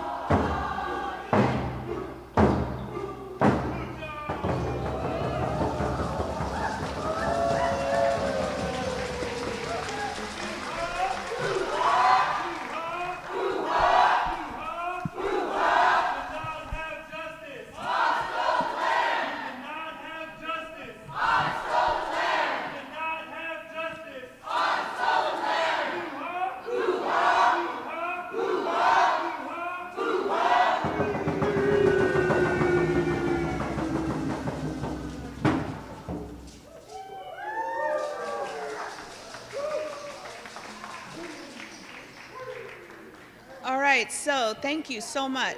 I'd like to call all the members of the Indigenous Sisters Resistance to the stage for the next singing. And as they gather up here, I was really reminded as to why this group is so important. It mobilized after the Women's March, after our current administration went into federal office. And there was recently a gathering that happened down in Westlake, and I was reminded because of this shawl that our elder hung here, our elder who opened up, Jennifer, who opened us up earlier. And it's a shawl that says on it, the White Buffalo Calf Woman Society. And I think back to those Lakota elders and mentors and friends, particularly Jennifer Irving, Cecile Fire Thunder, who I've been blessed to know. And I thought, why is it important that we have our Indigenous women come to the stage and sing these songs? And it is things that we often don't acknowledge, and we are celebrating today. We are celebrating our resistance, we are celebrating our resilience, we are celebrating each other, and in doing that, we have to acknowledge those of us who are no longer with us. I don't know how many people know this, but there is an epidemic of murder, sexual violence against our Indigenous, American Indian, and Alaska Native women. And there isn't a Native family in this country who hasn't been affected in some ways. American Indian women face murder rates that are more than 10 times the national average. The third leading cause of death for American Indian and Alaska Native women between the ages of 15 and 34 is murder. And often, those murders are perpetuated against us by non-Indian people. So this women's group, this Indigenous Sisters Resistance, sings songs, brings us together. You'll see many of us are wearing, and I know a lot of people learned how to make ribbon skirts as part of the Indigenous Sisters Resistance sewing circles. And for some tribes, this is not meant to replace any teachings anybody has on ribbon skirts. But some tribes believe that the skirt was the first teepee. And when our skirts touch the ground, when we dance, when we create these in a space where we push aside all anger, all bitterness, when we concentrate on the good of the people, when we pray, when we sing, that is the place that we are coming for healing for our people. And part of that healing is acknowledging the atrocities that have been perpetuated against Indigenous women and Indigenous peoples. 167. That's the number of the 2017 murders and unsolved missing cases involving Indigenous women in the United States and Canada. One that we often hear nothing about. Today, we acknowledge those women, their families, their communities who mourn, who grieve, who search for justice. And when we search for justice, we come with that in this prayerful way, but we also have to acknowledge that, you know what, I'm angry. I am angry that my sisters experience this kind of violence and nobody in this country is recognizing for what it is. What we can't do is let that anger turn into bitterness. And these women that stand behind me right now, these are the leaders in our communities teaching those next generations that it takes activism, and we all hold a place. Some may be like my sister Colleen, who directs the Direct Service Organization. Others like Mariana, who work with youth. Others who are in the front leading marches. One place isn't better than the other. In our communities, we all had a place, and it complemented each other. We all fit into the place that the Creator and our communities have placed us into. And today, we strive for justice. We strive, we cry, we demand recognition and justice for our people, and right now for our Indigenous sisters. I acknowledge their gifts of who they were to their communities. I pray for their families, and I sing songs for them in mourning and in appreciation of who they were. So today we have with us again the Indigenous Sisters Resistance to sing a few songs for us, and to know that Indigenous women, whether it be starting the Seattle Indian Health Board, assisting in starting the Chief Seattle Club, we as the women are the backbone of our communities. And our men protect us and assist us with moving forward. Those are the places we are reclaiming. And that 167, I will never forget their names. I will never not sing their songs. And I will always cry for justice. as I know each one of my sisters here on the stage will do. Indigenous Sisters Resistance.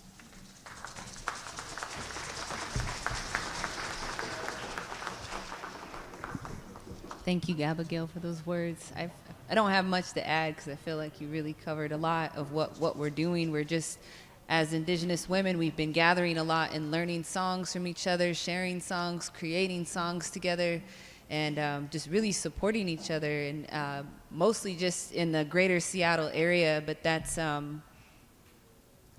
read somewhere, or somebody quoted, you know, each time women gather, the whole world heals, and that's what it feels like to be right now in this moment with all these powerful women. But also when we do make these meetings and just come together and share songs, and we're going to do that with you right now. And the first song we're going to sing, it's a song composed by Nikki Shawana, and it's called the Missing and Murdered Indigenous Women's Sister Sister Round Dance, and we're going to share that with you right now.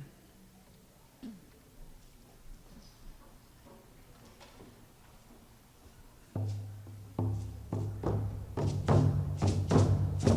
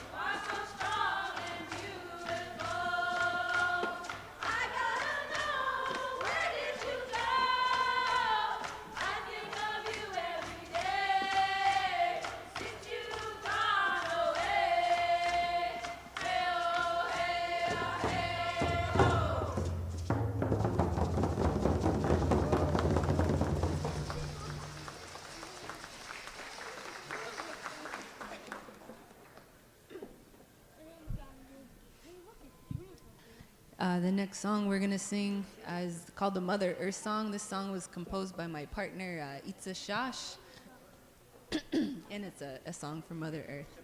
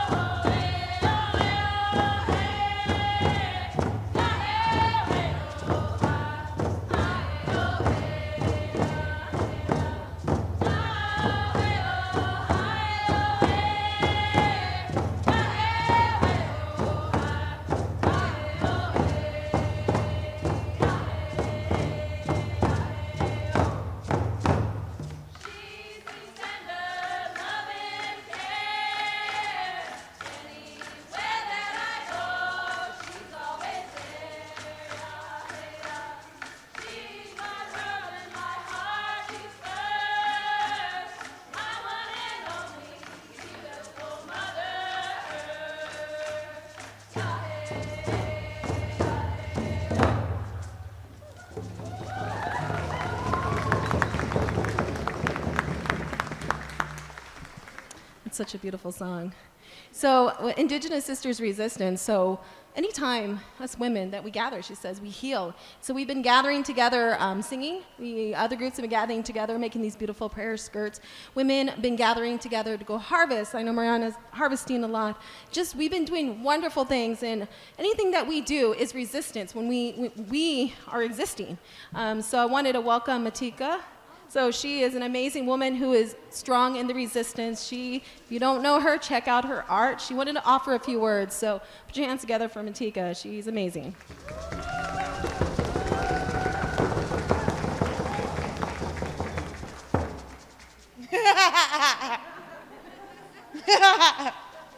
Oh, hey, Asita Matika Stahovchat. My name is Matika Wilbur. I'm from Suquamish and Tulalip. And I want to raise my hands to all of you and say, Tiguitsid, thank you for being here. Oh, Sian Tiguitsid. I want to extend my love to all of you, tell you I love you. It's so powerful to be in a place. It's powerful to be in a place with so many Indian people. I hope that next year there will be a lot of non-Indian people here too. Yeah. I want to share something with you. I want to share a little something with you because today is Indigenous Peoples Day, and I want to talk to you a little bit about what it feels like to be an Indigenous woman for me this last week, and you let me know how you feel about it. I've not been given a choice in whether or not I want to speak English. My English teacher didn't care that I didn't relate to Fahrenheit 451. They didn't care that I spent the entirety of my life watching films and TV episodes where the leading lady is a white character who I'm supposed to measure myself to, knowing that I'll never be a skinny white woman. I'm constantly invited into places where I'm asked to represent or be the only Indian in the room. Daily I enter said spaces and realize that I am, in fact, the only Indian in the room. And when I get to those rooms, I have to adhere to your customs. I cannot be on Indian time. We won't start when it's right and end when it's done, as they would do in my spaces. We will start promptly and end promptly, and in your white-walled institutions, I will quiet my laughter.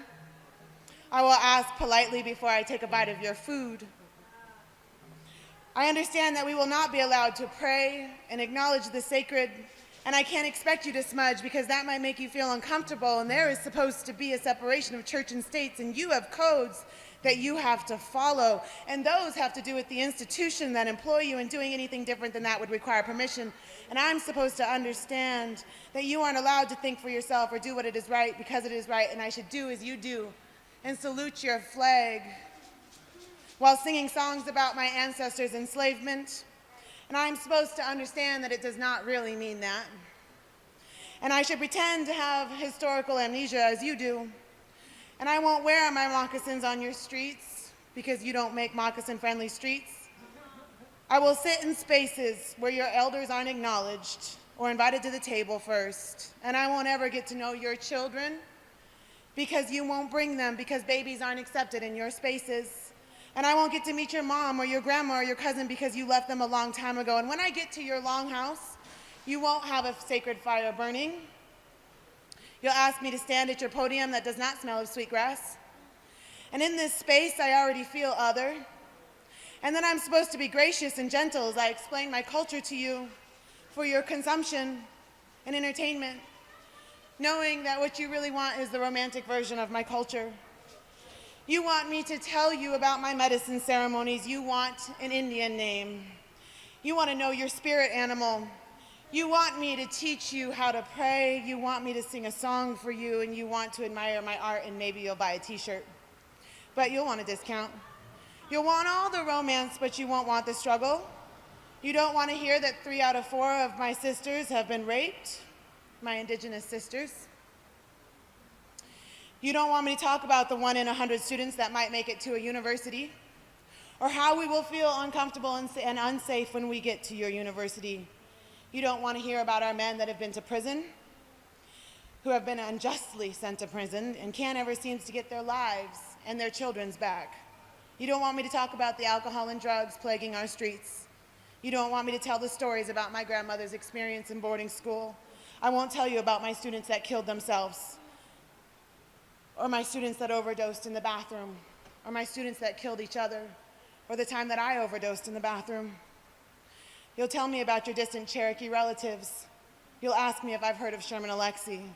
You'll tell me that you think I'd really enjoy checking out his work, and the most daring of you will ask for a locket of my hair for your ceremonies, and some of you will offer me money for my sex. You'll act surprised that I've been overseas. You'll be shocked that I went to college. You'll be even more shocked that my grandparents went to college, and then you'll assume that I only went to college because of affirmative action. And then you'll ask me what it's like to not to pay taxes, as if I'm one of those casino Indians. You won't like it when I explain that I pay more taxes than you ever will, because I pay state, federal, and tribal taxes. You'll be surprised that I have an accountant, and then you'll applaud me for doing so good for myself. And later you will follow me on Instagram and Facebook and Twitter, and then you will go to a dinner party, and you will tell your friends about your new Indian friends. Your friends will think you are bold for reaching across the racial divide, and you might even tweet about Standing Rock. But you will still celebrate Thanksgiving without doing a proper Thanksgiving address. You will continue to occupy indigenous land without becoming a steward of the place, like the Indians that lived there before you. And then at the end of this, you'll shake my hand like your people do, all hard and aggressively, as if our spirits aren't meeting. But instead, our power is playing. And maybe you'll apologize for your ignorance, and then you'll ask me what you should do in your best politically correct tone. What is the call to action? As if it is my responsibility to have the answer for you, as if I should know how to fix the broken system you created. Thanks, guys.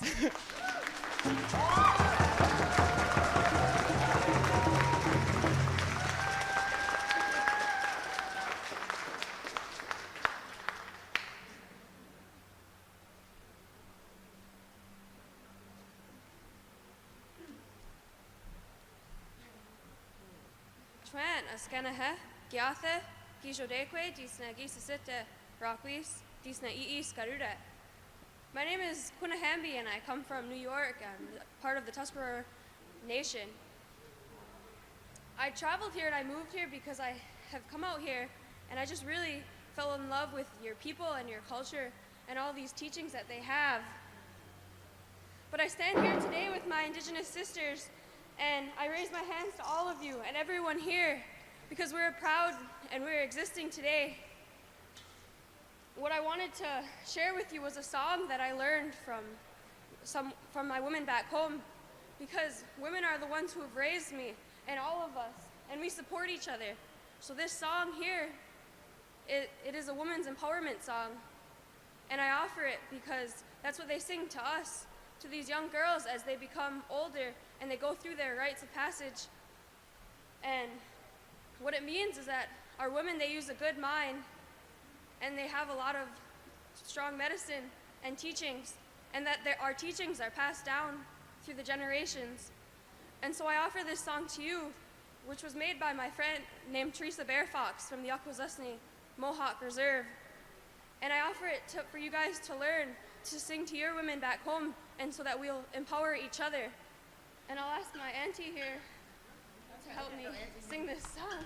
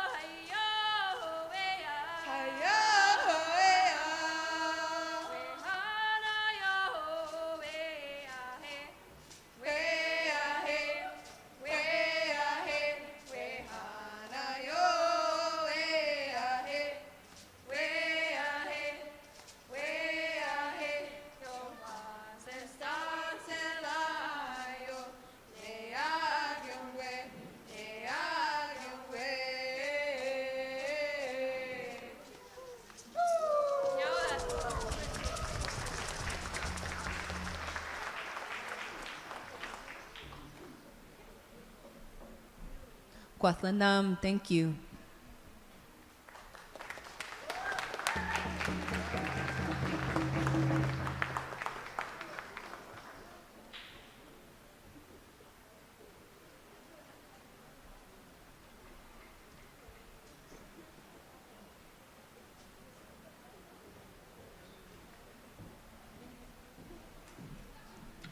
All right, what beauty we have in this room today. It's so amazing, these songs, these teachings.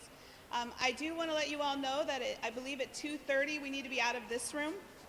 Oh, were we fine? Okay, never mind. Hang out as long as you want in that room. I didn't want anybody's stuff to get left in there. We're taking it over. And I'm hearing a lot of mentions about Indian time right now, white man's time. So the best thing I ever heard about Indian time was that if we were all running on Indian time, we would be there early because we should all be there to set up. And then we let it run the way the Creator wants it to go. So we are definitely on Indian time because I feel the spirit of the Creator here in this room as we see the beauty of our children, of our youth, of our women, of our men, of all of our LGBT two-spirit peoples coming together. And next up, we have two more groups. And we are going to have Hyundai Jin. Yes, I did it. Thank you to my dear friend Laverne who told me what to say. So on to you guys.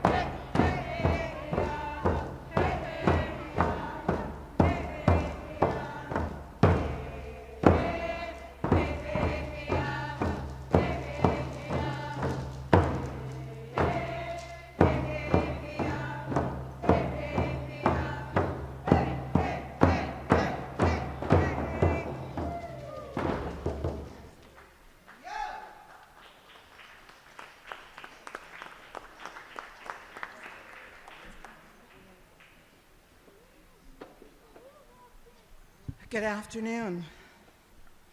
I am Dehua. I am a Tlingit Eagle Wolf. I am the leader in name only. My grandson does leading, but he had to work. Of our group, Hande Ijin. The majority of us are Tlingit. Toss in a whole bunch of others.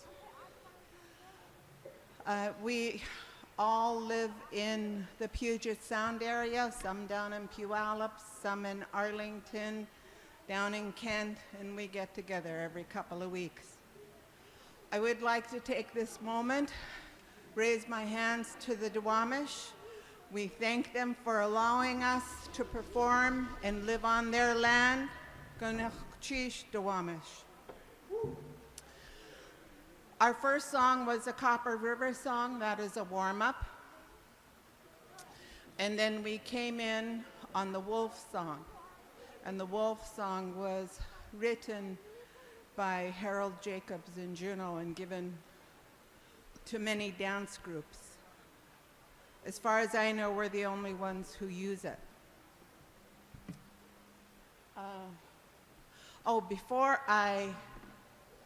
We have,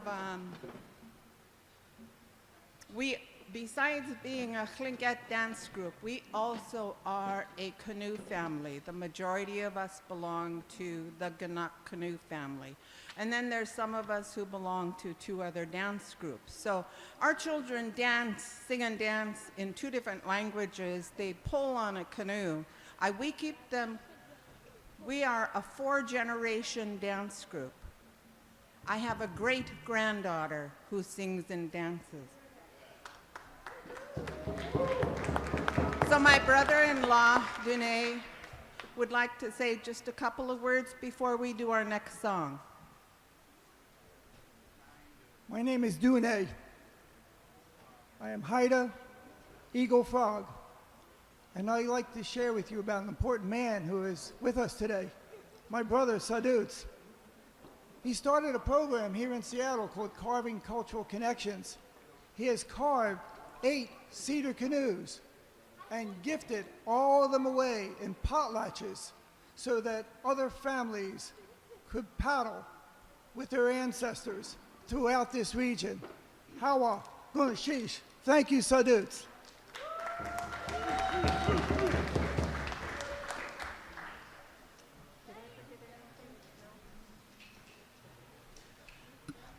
We know we are behind schedule, so we will be doing one of our favorites.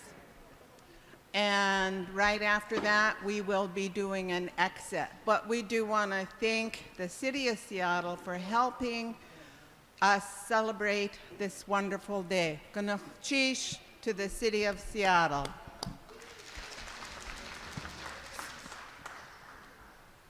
Oh, I'm sorry. I wanted to say one thing. You know, when we come on, we come in backwards. We are Tlingit. We come in backwards to show you that we mean you no harm. When we finish singing, we turn. And the reason we turn is not to be disrespectful. We are turning because we are showing you who we are. Our blankets depict our status, our moiety, and what house we belong to. So that is the reason why our dance group turns around. Ganachchish. Hande Jin.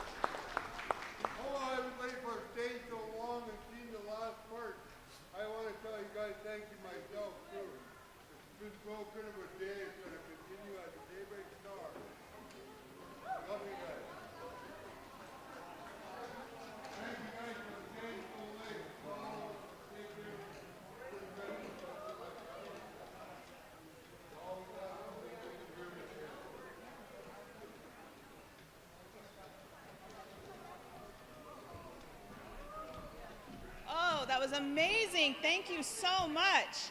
With every group that comes out here, I'm reminded that our resilience is action.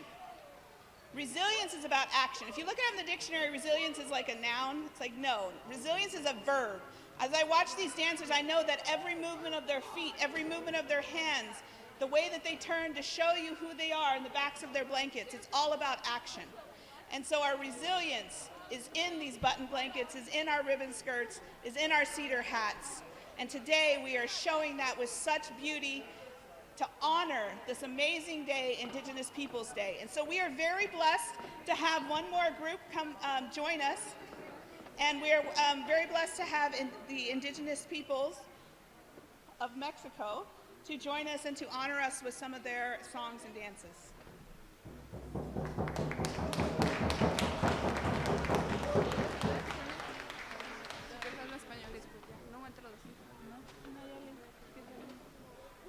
Buenas tardes. Mi nombre es Nadia. Somos un grupo indígena de México, Purépecha. Good afternoon. My name is Nadia. We're an Indigenous Peoples group from Mexico. Primeramente, pues pidiéndole permiso a nuestros hermanos Suquamish para pisar sus tierras. We first want to ask permission from our Suquamish brothers and sisters for stepping on their lands. Y también quiero pedir perdón a mis ancestros a mis abuelos por estar tomando aquí la palabra porque ellos serían los que deberían de estar aquí hablando y no yo. I also want to ask for forgiveness from our elders because they should be the one up here speaking up to you guys and not us as young adults. So I want to ask for the forgiveness. Bueno, gracias y voy a pasarle la palabra a mi hija Claudia. We're going to hand over to Claudia. With the permission of all those above me, the Creator, elders, and my ancestors, Hingaringashi Claudia Flores, we are Purépecha Indigenous of what is now called Michoacán, Mexico. We are sometimes mistaken as Latino or Hispanic. Sometimes folks believe that we no longer exist, but we are still here. We are native to this continent, and we are still resisting.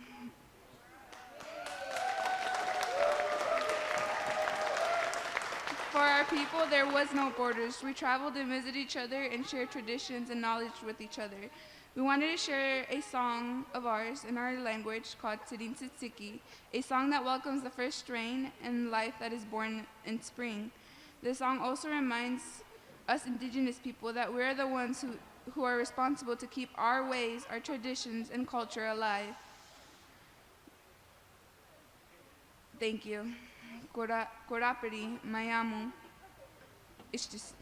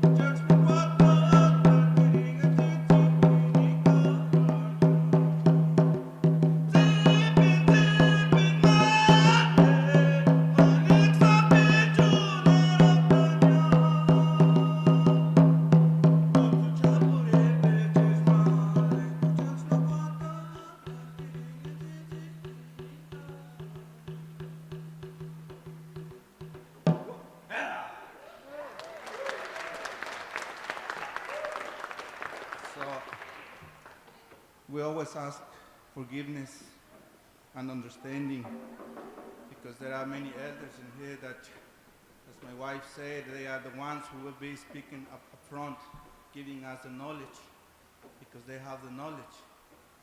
Our ways, our elders taught us, as the cycle of the moon passes, the knowledge comes. So the ones that have the knowledge that are the ones are connected with the mother moon, with Nana Kutsi in our language, our elders.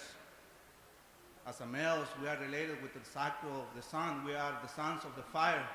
We are the fire keepers, and we're still alive. In Mexico, there are 63 languages still alive. There are brothers and sisters from Central America and South America. Those are new names, as you know. But we know we are sharing stories. We are sharing times since the beginning, from south to north. So now we are here in this country. So when we get here, we had the sacred fire with us in our copaleras, which is the staff. We had to pray out there in that tree to ask for forgiveness, because now these beautiful buildings, we are not allowed to have the fire no more, because the smoke detectors start noising and asking for someone to come and basically trying to disappear our sacred fire. But don't be sad. The fire is in our hearts. Since the beginning, as a Purepecha people, the first thing we saw, it's the sacred fire and the parangua when we came up. And this beginning, so this is the Shinapu, the obsidian, el corazón de la madre tierra, the heart of the mother earth. Up there, it's the Father Son, the representation of the fire, the sacred fire. And down here is the actual fire. And we know without those elements we cannot live.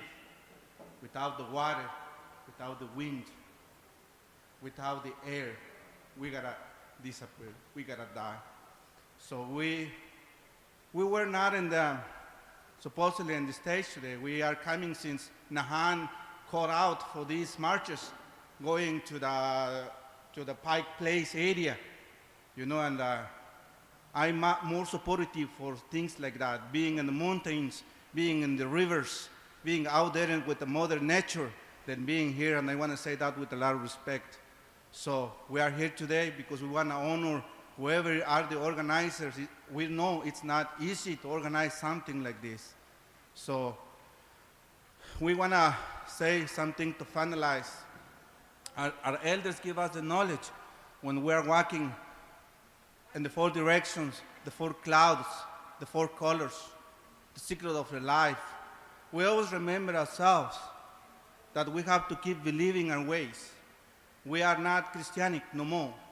We were Christianic back days, but we are recovering our ways because it's important to get connected to the feeling of the Mother Earth. The Mother Earth, the heart is suffering, and I be able to see it. I know there are elders in here that they are able to see it, to actually see it and feel it. Not just talk about it, but feel it. She's suffering and she's crying and she's asking for help. There are ways to get in that knowledge and be able to live other levels of life. This is only one. And I can see in your images, I can see that your elders are being in this other cycle of life or this level of life. So I want to close with this by saying, and this is in my language, no mirikurin, ne eskik sucha, no mirikurin, nani werting suras kucha, ka no mirikurin, hucha ruka, haka kuka, kanani weikin ak sucha ni waka, nox mirikurin eskak sucha puresk, eskak sucha tisk, para patsata ni na shiratsikwan. No mirikurin, hucha ranchikurit, en a semana pa waninsu, pa huchakshun, hucha sapi champakwan, tirek, kamange chakambe. No mirikuri nuchad pure kuka himboku sacha ashus kamka ashu wikishkanda enga minjitaka para kshum patsata nucharambe. No mirikurin hucha kashume kwa himbokimatsi nuchantin kwiripuhti. Kaish wanda parin. Kaish heratsi parini. Mah minjitimbo, Karina Taratatim, con el corazón en la mano y con el puño de la mano izquierda que está del lado del corazón, vamos a gritar 4 veces, honrando a los grandes abuelos de las 4 nubes, Kaish Wandaperin, no me mirikuri neski, sucha, ¡Uchar Winapekwa! ¡Uchar Winapekwa!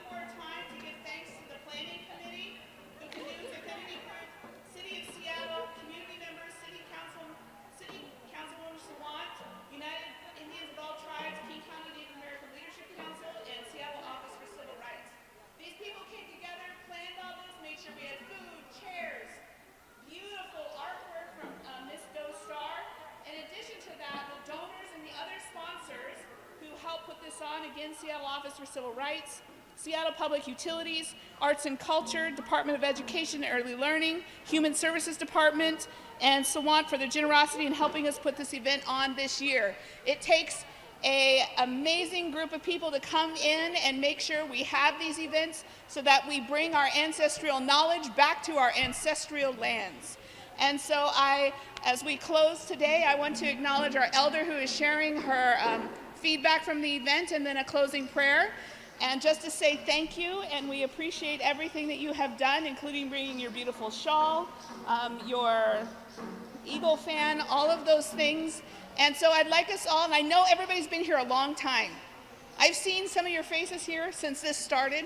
I want to thank you guys for spending this time with us and really coming together as a community to know and to see what Indigenous people can do when you listen to our voices. So I want to welcome Jennifer.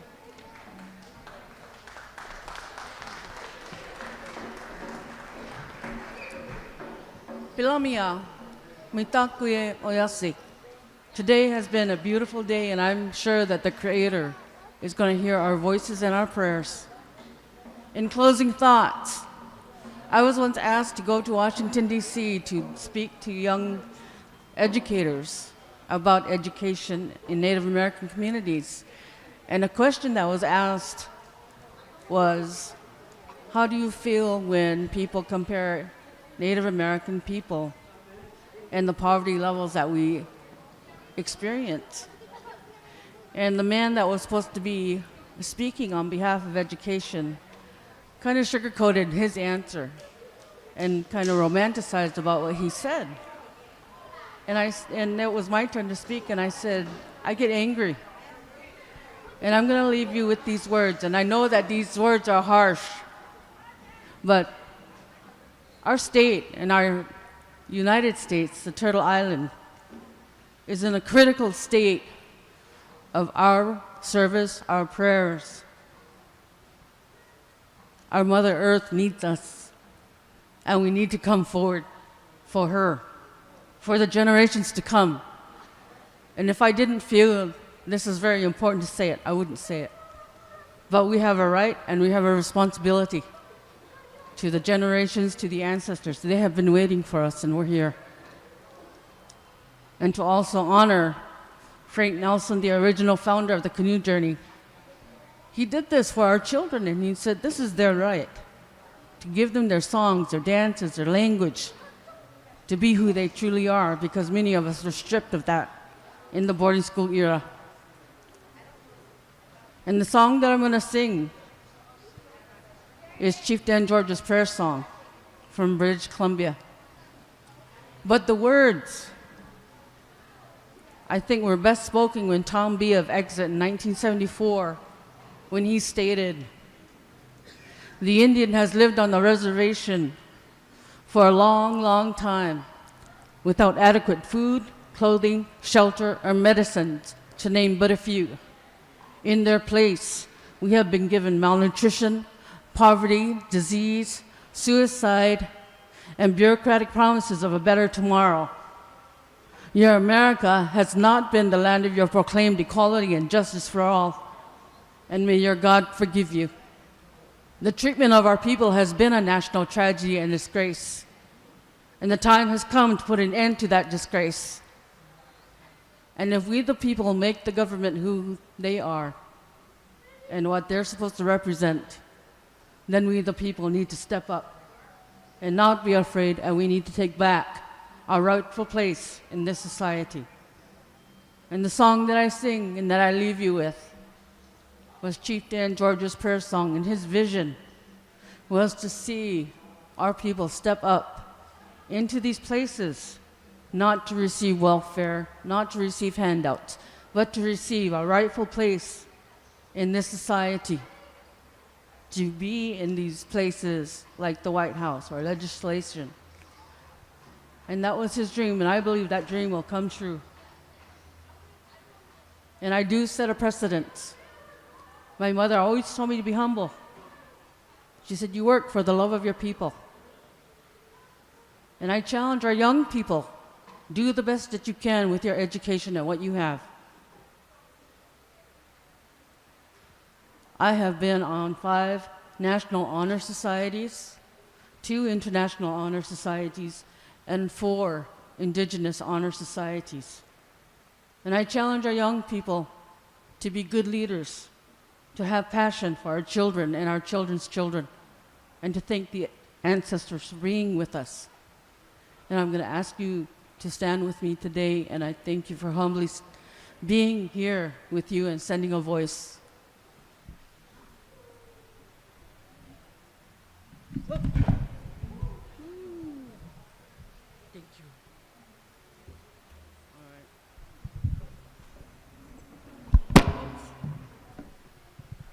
Sorry.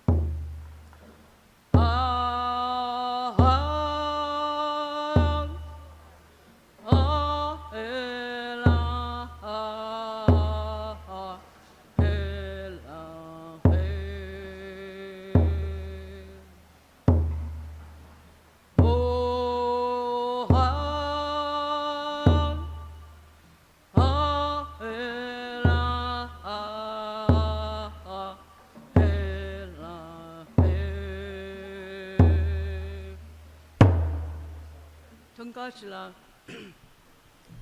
Pilamia, thank you for this day, and thank you for the beauty that we have shared together. It's our responsibilities to take charge of the changes that we need to see, to stop, consider, reevaluate, and correct those changes. And if we do this together, then we won't be standing alone. But we can't let our leadership continue to treat us and the people the way it has. And that's my prayer today. May you have a safe journey home. Mitakuase. Aho.